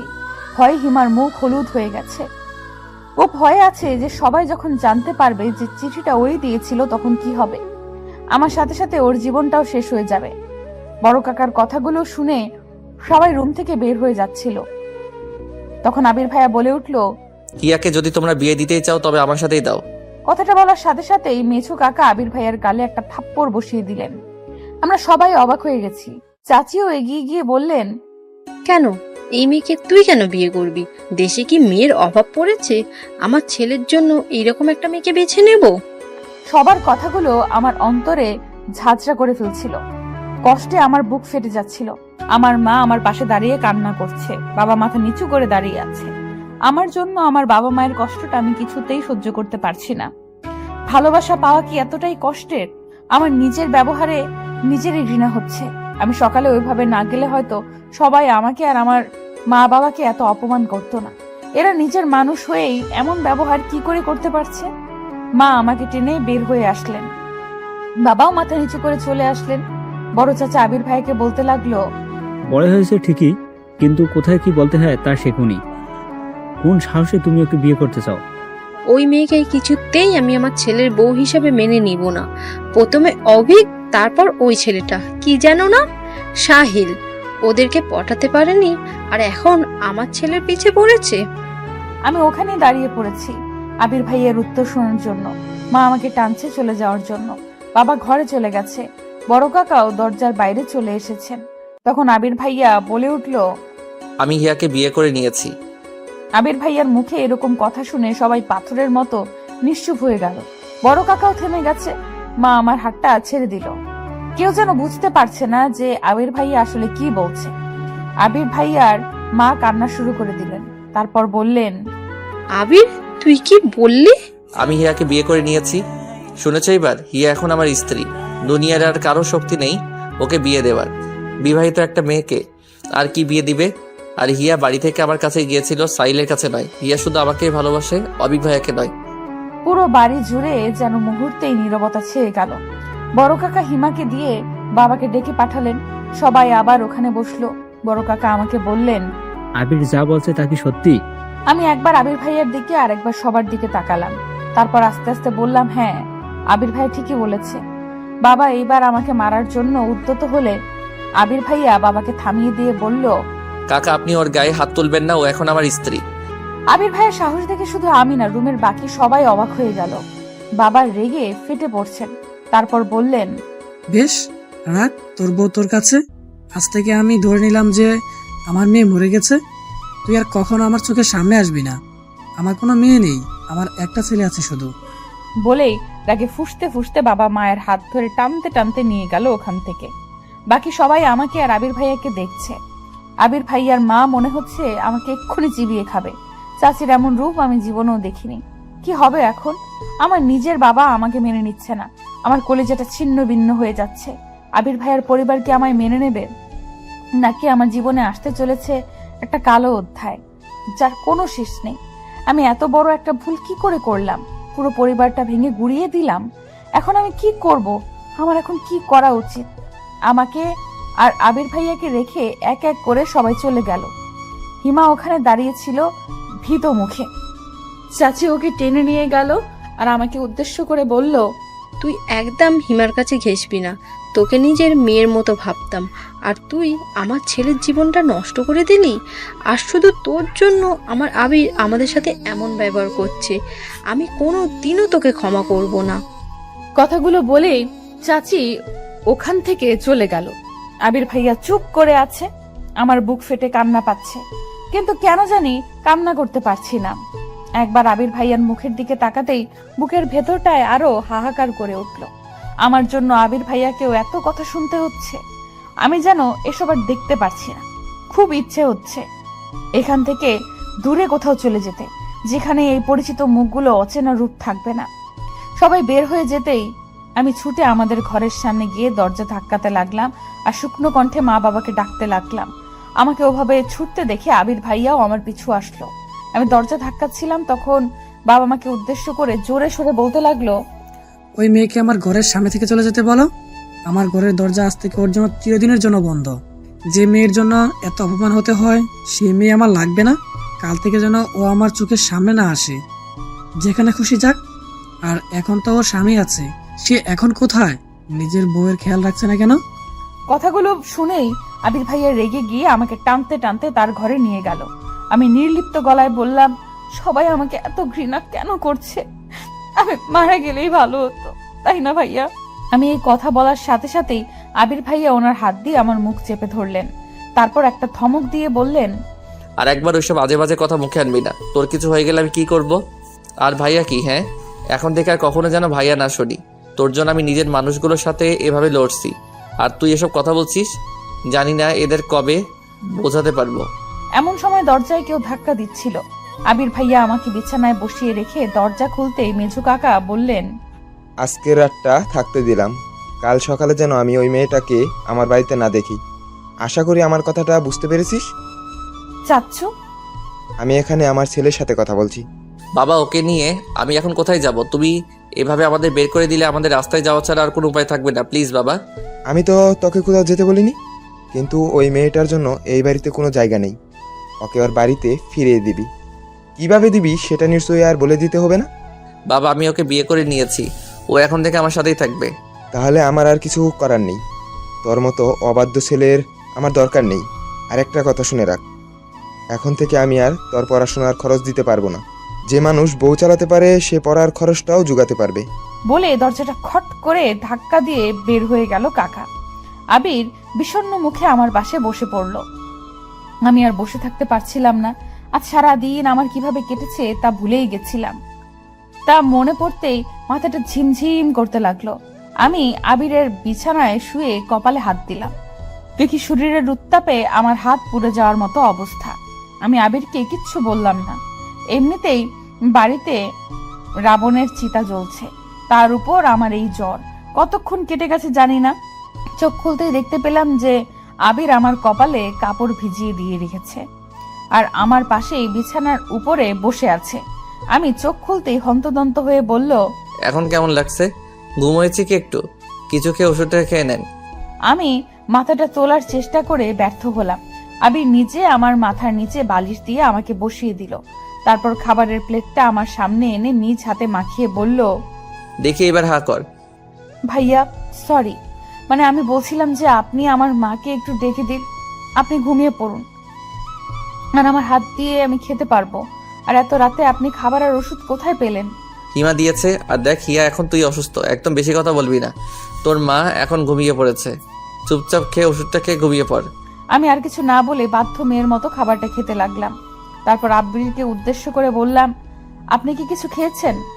আমাকে নিয়ে তোর চিন্তা করতে হবে না, আমার অভ্যাস আছে। আপনিও খান আমার সাথে। আপনি না খেলে আমিও আর খাবো না। হিয়া, জিদ না করে খেয়ে নে, অনেক রাত, এখন বেশি কথা বলিস না। অবশেষে আমার জিদের কাছে আবির হেরে গেল আর ও নিজেও আমার সাথে খেয়ে নিল। তারপর আমি ওষুধ খেয়ে কখন ঘুমিয়ে পড়েছি মনে নেই। সকালের আলো ফুটেছে মাত্র। আমার শরীরটা এখন অনেকটা সুস্থ। আমি বাথরুম থেকে ফ্রেশ হয়ে এসে দেখি যে আবির ঘুমাচ্ছে। আমি ওনার মায়াবী মুখটার দিকে অপলক দৃষ্টিতে তাকিয়ে আছি। এমন সময় দরজায় ধাক্কার আওয়াজে আমি চমকে ঘুম ভাঙে। আমি দরজা খুলতেই হিমা হন্তদন্ত হয়ে রুমে প্রবেশ করেই আশেপাশে দেখে দরজাটা বন্ধ করে দেয়। আমি অবাক হয়ে জিজ্ঞেস করলাম, এত সকালে তুই? কি হয়েছে, এমন হাঁপাচ্ছিস কেন? তোর জ্বর তো এখন নেই। শোন, তোকে যা বলতে এসেছি, তুই কি সত্যি আবির ভাইকে ভালোবাসিস?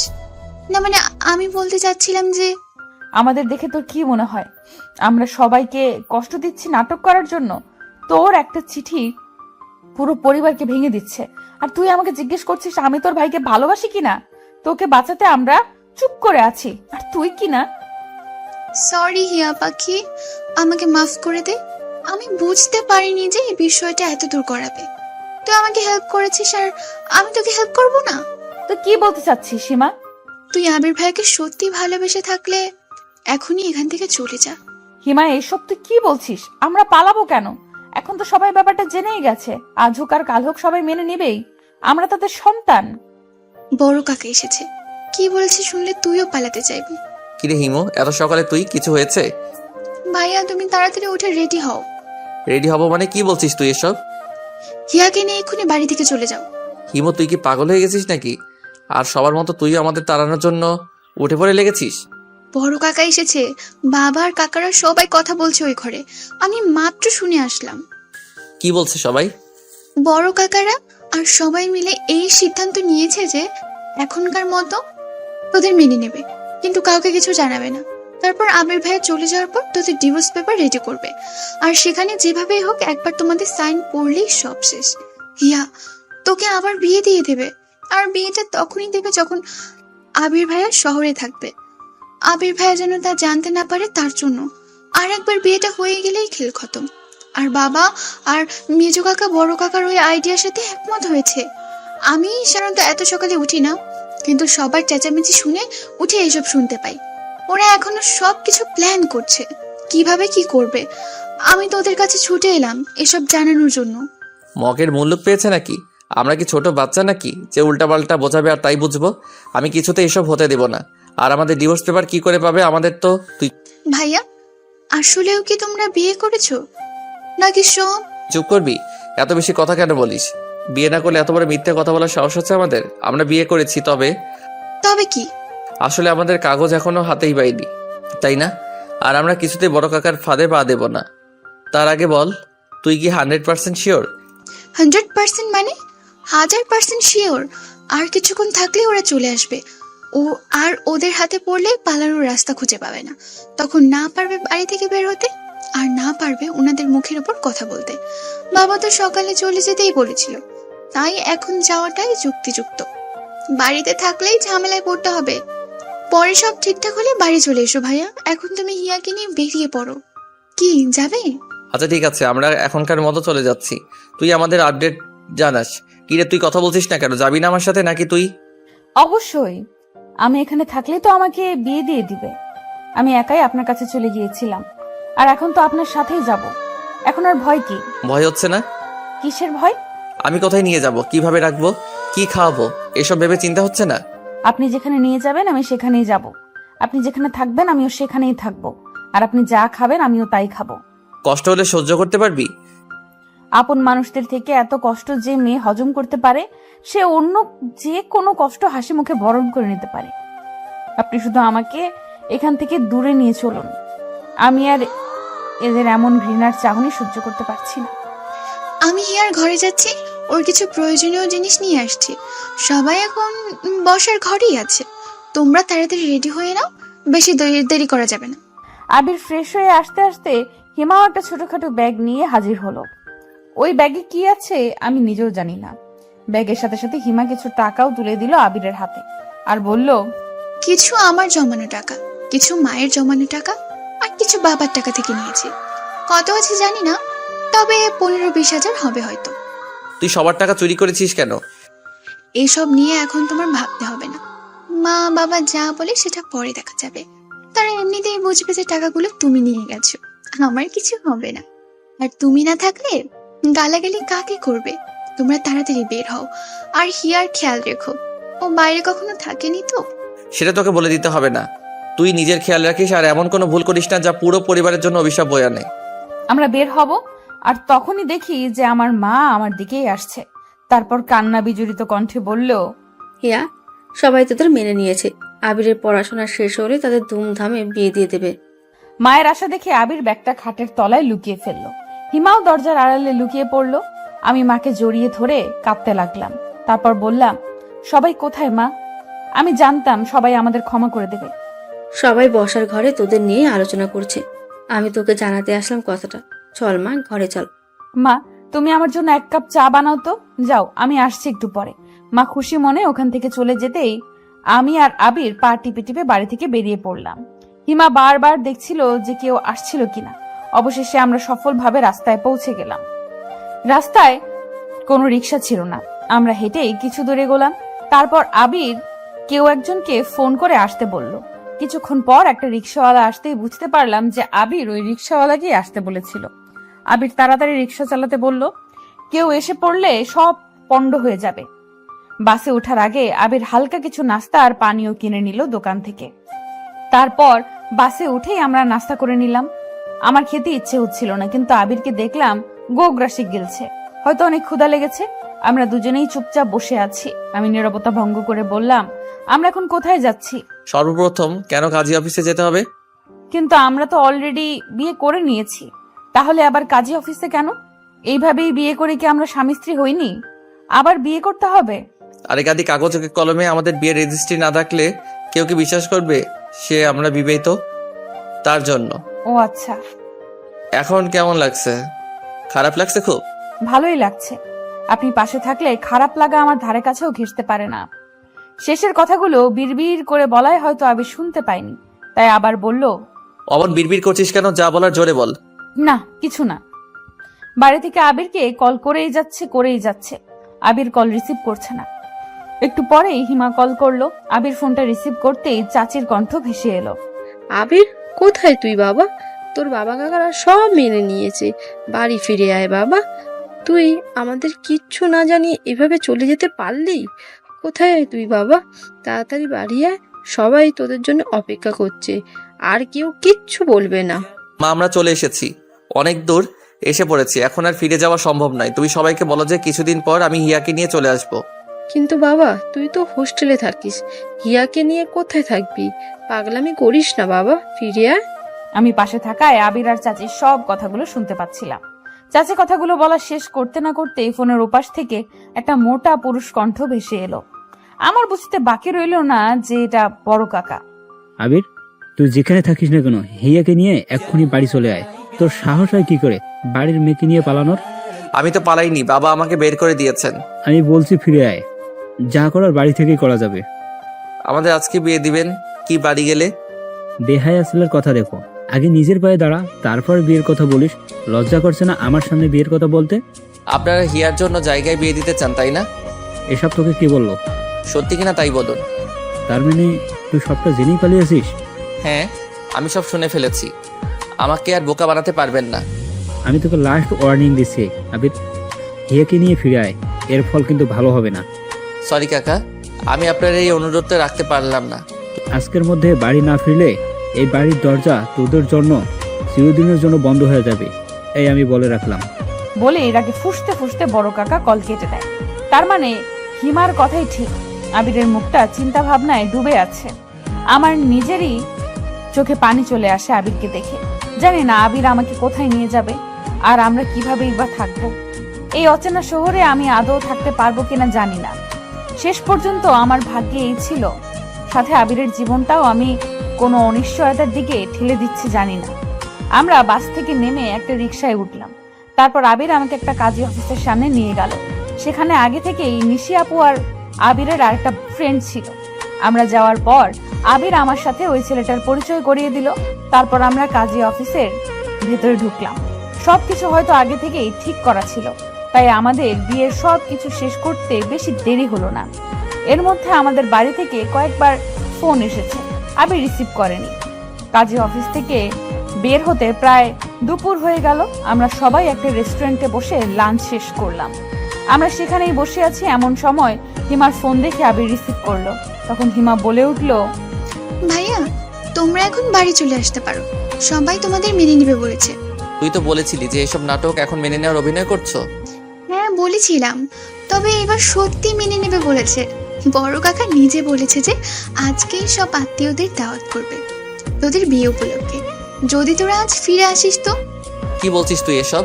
আজকে সবাইকে বলবে? এত তাড়াতাড়ি এত ব্যবস্থা কি করে করবে? আর এত তাড়াতাড়ি রং পাল্টানোর মানুষ তো কাকা নয়। সত্যি করে বল, কি হয়েছে? মা বাবা কি বড় কাকাকে কিছু বলেছে? বাবার রাগ কমেছে? সবাই রাজি হয়েছে, তোর বাবাকে বড় কাকার কাছে যেতে হয়নি। বড় কাকা নিজেই ছোট কাকা আর বাবার কাছে এসে বলেছে তোদের বিয়ের ব্যাপারটা তাড়াতাড়ি সবাইকে জানাতে। রিয়েলি? হ্যাঁ, আর মজার ব্যাপার কি জানিস? না বললে জানবো কি করে? অভিক ভাইয়া এসেছে। তার মানে অভিক ভাইয়াই কি বড় কাকাকে রাজি করিয়েছে? জানি না, তবে অভিক ভাইয়া ওনার এক বান্ধবীকে নিয়ে এসেছে। আমার তো মনে হয় গার্লফ্রেন্ড, গ্রামের বাড়ি দেখাতে নিয়ে এসেছে। ও, তাহলে এই কাহিনী? কি কাহিনী? অভিক ভাইয়া বাড়িতে একটা মেয়ে নিয়ে এসেছে, ব্যাপারটা বুঝতে পারছিস? এতে বোঝার কি আছে, সে তো আবির ভাইয়া এনেছিল। দুইটা ব্যাপার এক নয়। তুই বলি না অভিক ভাইয়া যাকে এনেছে সে ওনার গার্লফ্রেন্ড হতে পারে, এই কারণেই বড় কাকা হয়তো আমাদের মেনে নিতে রাজি হয়েছে। নইলে নিজের পছন্দের মেয়েকে কি মেনে নিতে পারে? মানে তুই কি বলতে চাইছিস শিয়া? বড় কাকা নিজের ছেলের জন্য তোদের মেনে নিচ্ছে? শিওর না, তবে আমার যা মনে হলো তাই বললাম। আরে শোন, আমি মাকে সত্যিটা বলে দিয়েছি। কোন সত্যি? চিঠির ব্যাপারটা। আর কেউ জানে না, আর সবাইকে অভিক ভাইয়া বলে দিয়েছে যে চিঠি লেখাটা তোর থাকলেও ওটা অন্য একটা মেয়ে দিয়েছিল। আমার মনে হয় এজন্যই বড় কাকা কিছুটা শান্ত হয়েছে। সে যাই হোক, চাচি তোকে কিছু বলেছে? বকাঝোকা করলো অনেক, তারপর তোর কথা বলে অনুশোচনা করলো। নিজের মেয়ের দোষের জন্য তোকে কত কথা শোনালো। আমি হিমাকে বিদায় জানিয়ে কলটা কেটে দিলাম। ওখান থেকে বের হওয়ার পর নিশি আপু আবিরকে উদ্দেশ্য করে বলল, এখন তো তোরা লিগ্যালি হাজব্যান্ড ওয়াইফ, আর কেউ তোদের আলাদা করতে পারবে না। তোর বাড়ি থেকে যখন ডাকছে তখন তোদের বাড়ি চলে যাওয়াই উচিত। এখানে হিয়া কোথায় থাকবে? আমিও তো বাসায় থাকি তোর ভাইয়ের সাথে, মেসে থাকলে না হয় আমার কাছে রাখতাম। আর তুই তো হোস্টেলে থাকিস, ওকে যাত্রার কাছে রাখাটা ঠিক হবে না। বাড়ি গেলে যদি আবার ঝামেলা হয়, আমার ভীষণ ভয় লাগছে। আমি হিয়াকে হারাতে চাই না। ধুর পাগল, একবার পারিবারিকভাবে তোদের বিয়ের খবরটা জানাজানি হয়ে গেলে আর কে কাকে বিয়ে দিবে? আজ তো যা, কোনো সমস্যা হলে না হয় আবার দুজন পালিয়ে আসিস। বিয়ের পরেই তো আর সহজে ডিভোর্স দেওয়া যায় না, সময়ের ব্যাপার আছে না। আর নেক্সট টাইম তুই ফেরার সময় বাসা ঠিক করে তারপর হিয়াকে নিয়ে আসবি। ওকে একা ওখানে না রেখে আসলেই হবে। কিন্তু আমার তো পড়াশোনা আছে, হিয়াকে আমার সাথে কি পাঠাবে? আরে পাগল, আমিও তো পড়াশোনা করি। তোর ভাইয়া তো পড়াশোনা অবস্থাতেই বিয়ে করেছিল, এখন না হয় জব করে। কই, আমরা তো একসাথেই থাকি। তুই বুঝাবি সবাইকে। আলাদা থাকতে সমস্যা নেই, কিন্তু যদি হিয়ার আবার বিয়ে দেওয়ার চিন্তা করে? তুই এক কাজ কর, তোর বাবার সাথে কথা বলে তারপর বাড়ি যা, তাহলেই তো হয়। Good idea. আমার বাবা একবার কথা দিলে তা কখনো ফেলবে না। নিশি আপুর কথা মতো আবির ওর বাবার সাথে কথা বলল। তারপর খুশিতে প্রায় লাফিয়ে উঠে বলল, বাবা রাজি হয়েছে, আমরা আজ ফিরলে সবাইকে আমাদের বিয়ের ব্যাপারটা জানিয়ে দেবে। আর এখানে বাসা দেখে হিয়াকে নিয়েও আসতে দেবে। আমি তো ভাবতেই পারিনি বাবা। সব বড় কাকার ভয়ে আমাদের সাথে এমন ব্যবহার শুরু করেছিল। এখন বড় কাকাই যখন রাজি, তখন আর ভয় কি? তারপর আমরা নিশি আপু আর আবিরের আরেক বন্ধুকে বিদায় জানিয়ে বাড়ির পথে রওনা হলাম। সারা রাস্তা আমার ভীষণ চিন্তা হচ্ছে, বাড়ি গেলে কি হবে না হবে। আমি আবিরের কাঁধে মাথা রেখে চোখ দুটো বন্ধ করে রাখলাম। ঘুম আর আসলো না। কাল থেকে জার্নি করতে করতে আজকের জার্নিটা আর কিছু মনেই হচ্ছে না। আর আবির পাশে থাকায় আরো খারাপ লাগছে না। অনেক চিন্তা ভাবনা নিয়ে বাড়িতে ঢুকলাম আমি আর আবির। আজ সন্ধে না হলেও সন্ধ্যের কাছাকাছি। আমাকে দেখে আমার খালাতো বোন ছুটে আসলো। ওকে দেখে আমি কিছুটা অবাক হয়ে গেলাম। আরো অবাক হলাম যখন দেখলাম আমাদের বাড়ি আর আবিরদের বাড়ি ভর্তি মানুষ, বাইরের কেউ না। আমার নানা বাড়ি, আবিরের নানা বাড়ি আর আমার ফুপুর বাড়ির সবাই এসেছে। আমাদের পরিবারটা আসলে অনেক বড়, তাই মনে হচ্ছে যে পুরো একটা অনুষ্ঠান বাড়ি। আমি আর আবির আস্তে আস্তে চারপাশে দেখে অবাক হয়ে গেলাম। কিরে হিয়া, কোন কোচিং এ ভর্তি হলি? কোথায় আবার? উদ্ভাস কোচিং সেন্টারে। হিয়া ভেতরে চল। ও কেবল বাইরে থেকে আসলো আর তুই প্রশ্ন শুরু করে দিলি। তারপর আমাকে টেনে টুনে আমার রুমে নিয়ে গিয়ে দরজা লাগিয়ে দিল হিমা। তারপর বলল, তোকে তো এখন আরেকটা কথাই বলে হয়নি। আবার কি কথা? আর সুমি কোচিং এর কথা কেন জিজ্ঞেস করলো? কারণ সবাই জানে যে তুই কোচিং সেন্টারে ভর্তি হওয়ার জন্য শহরে গিয়েছিস আবির ভাইয়ের সাথে। ও এই কথা? শুধু তাই নয়, সবাইকে এইটা বলেছে যে তোর আর আবির ভাইয়ের বিয়েটা পরিবার থেকেই ঠিক করেছে। সত্যি? আমরা যে বিয়ে করে নিয়েছি এটা কাউকে বলেনি? না, বড় কাকা বলেছে যে বাড়ির মান সম্মান নষ্ট করে কি লাভ, এই বুদ্ধি। আর কোচিং? কোচিং বলবে না তো কি এটা বলবে যে ছেলে মেয়ে দুইটা পালিয়ে গেছে। আমাকে জোর করে বিয়ে দিতে না চাইলেই তো আর এসব হয় না। আর সবাই জানে যে তুই যেহেতু কোচিং করবি, ওখানে একা একা থাকা ভালো না, তাই এখনই আবির ভাইয়ের সাথে তোর বিয়ে দিয়ে দিয়েছে। আজকেই? পাগল হয়ে গেছিস মনে হচ্ছে। আজকাল জার্নি করে ক্লান্ত হস্তি মনে হচ্ছে। তুই বলতি? আজ সবাই এসেছে, কালকেই তোর আর আবির ভাইয়ের বিয়েটা সেরে ফেলবে। আমাদের তো অলরেডি বিয়ে হয়ে গেছে, আবার কি বিয়ে পড়াবে? তা আমি কি জানি। এমন সময় মা এসে দরজা ধাক্কাচ্ছিল। আমি গিয়ে দরজা খুলে দিতেই মা আমাকে জড়িয়ে ধরে কান্না করতে করতে বলল, তুই ঠিক আছিস তো? আমাকে চা বানাতে বলেই ফুরুত। আমার কত চিন্তা হচ্ছিল জানিস, যখন মা হবি তখন বুঝবি। রাতে নাকি জ্বর হয়েছিল, এখন ঠিক আছিস তো? মাকে এমন অস্থির হতে দেখে আমি তাকে শান্ত করে বললাম, মা দেখো আমি পুরোপুরি ঠিক আছি এখন, তুমি শুধু শুধু চিন্তা করছো। তারপর মায়ের সাথে আরো কিছুক্ষণ গল্প করে ফ্রেশ হলাম। রাতে আবিরের সাথে আর দেখা হলো না। পুরো বাড়ির লোকজনে ভর্তি। সারা রাত আমার যেন ঘুম হচ্ছে না কালকের কথা ভেবে। কাল সত্যি আমাদের পারিবারিক ভাবে বিয়ে হবে, মানে সবাই মেনে নেবে আর কি। আমি তো খুশিতে আটখানা। ভাবলাম আবিরকে একটা মেসেজ করি। তখনই মনে পড়লো যে আমার ফোন তো কালকেই ওই বুড়ি দাদি নিয়ে গেছে। তবে আমার সব কষ্ট সার্থক যে আবির এখন আমার স্বামী। আচ্ছা, আবিরও কি এখন আমার কথাই ভাবছে? এসব ভাবতে ভাবতে কখন ঘুমিয়ে পড়েছি মনে নেই। চারপাশে অনেক লোকজন, বেশি বড় না হলেও ভালোই আয়োজন করেছে আমাদের বিয়ের। অনেকেই কানাঘুষা করছে যে আমরা একে অপরকে পছন্দ করে বিয়ে করেছি। তারা তো ভুল কিছু বলছে না। ভাবতেই লজ্জা লাগে আমার। আমার বিয়ে পড়ানোর সময় সবাইকে বের করে দিয়ে শুধু বাবা ছিল, কারণ আমার বিয়ে তো অলরেডি হয়ে গেছে। শুধু ইমাম সাহেবকে গোপনে বিষয়টি জানিয়ে লোক দেখানো বিয়েটা সম্পূর্ণ হলো। হিমা আর আমার অন্যান্য কাজিনরা আমাকে নিয়ে আবিরের ঘরে বসে আছে, আর এক একজন মজা করে এক এক কথা বলছে, আর তা শুনে লজ্জায় নুইয়ে পড়ছি আমি। আবির রুমে ঢুকতেই সবাই বের হয়ে গেল, আর আমি চুপটি করে একপাশে বসে আছি মাথা নিচু করে। কিরে, বরকে সালাম দিবি না? এত বড় হয়েছিস, ভদ্রতা কিছু শিখিসনি? আপনিও তো ভদ্রতা জানেন না। নতুন বউকে কেউ তুই করে বলে? তুই বলবো না তাহলে? তুমি করে বললে তুই মানিয়ে নিতে পারবি তো? আর পালাচ্ছিস কেন? পালানোর জন্য বুঝি বিয়ে করেছিস? তুমি করে না বললে আমি কিন্তু। আবির আমার থুতনিতে ধরে মুখটা উপরে তুলে বলল, আচ্ছা ঠিক আছে, আজ থেকে আমার মিষ্টি বউটাকে তুমি করেই বলবো। খুশি? আমি তো শুধু খুশি না, মহা খুশি। ভালোবাসার মানুষটিকে পেয়েছি, আর কি চাই। আজ থেকে যে শুরু হবে আমাদের দুই টোনাটুনির সংসার।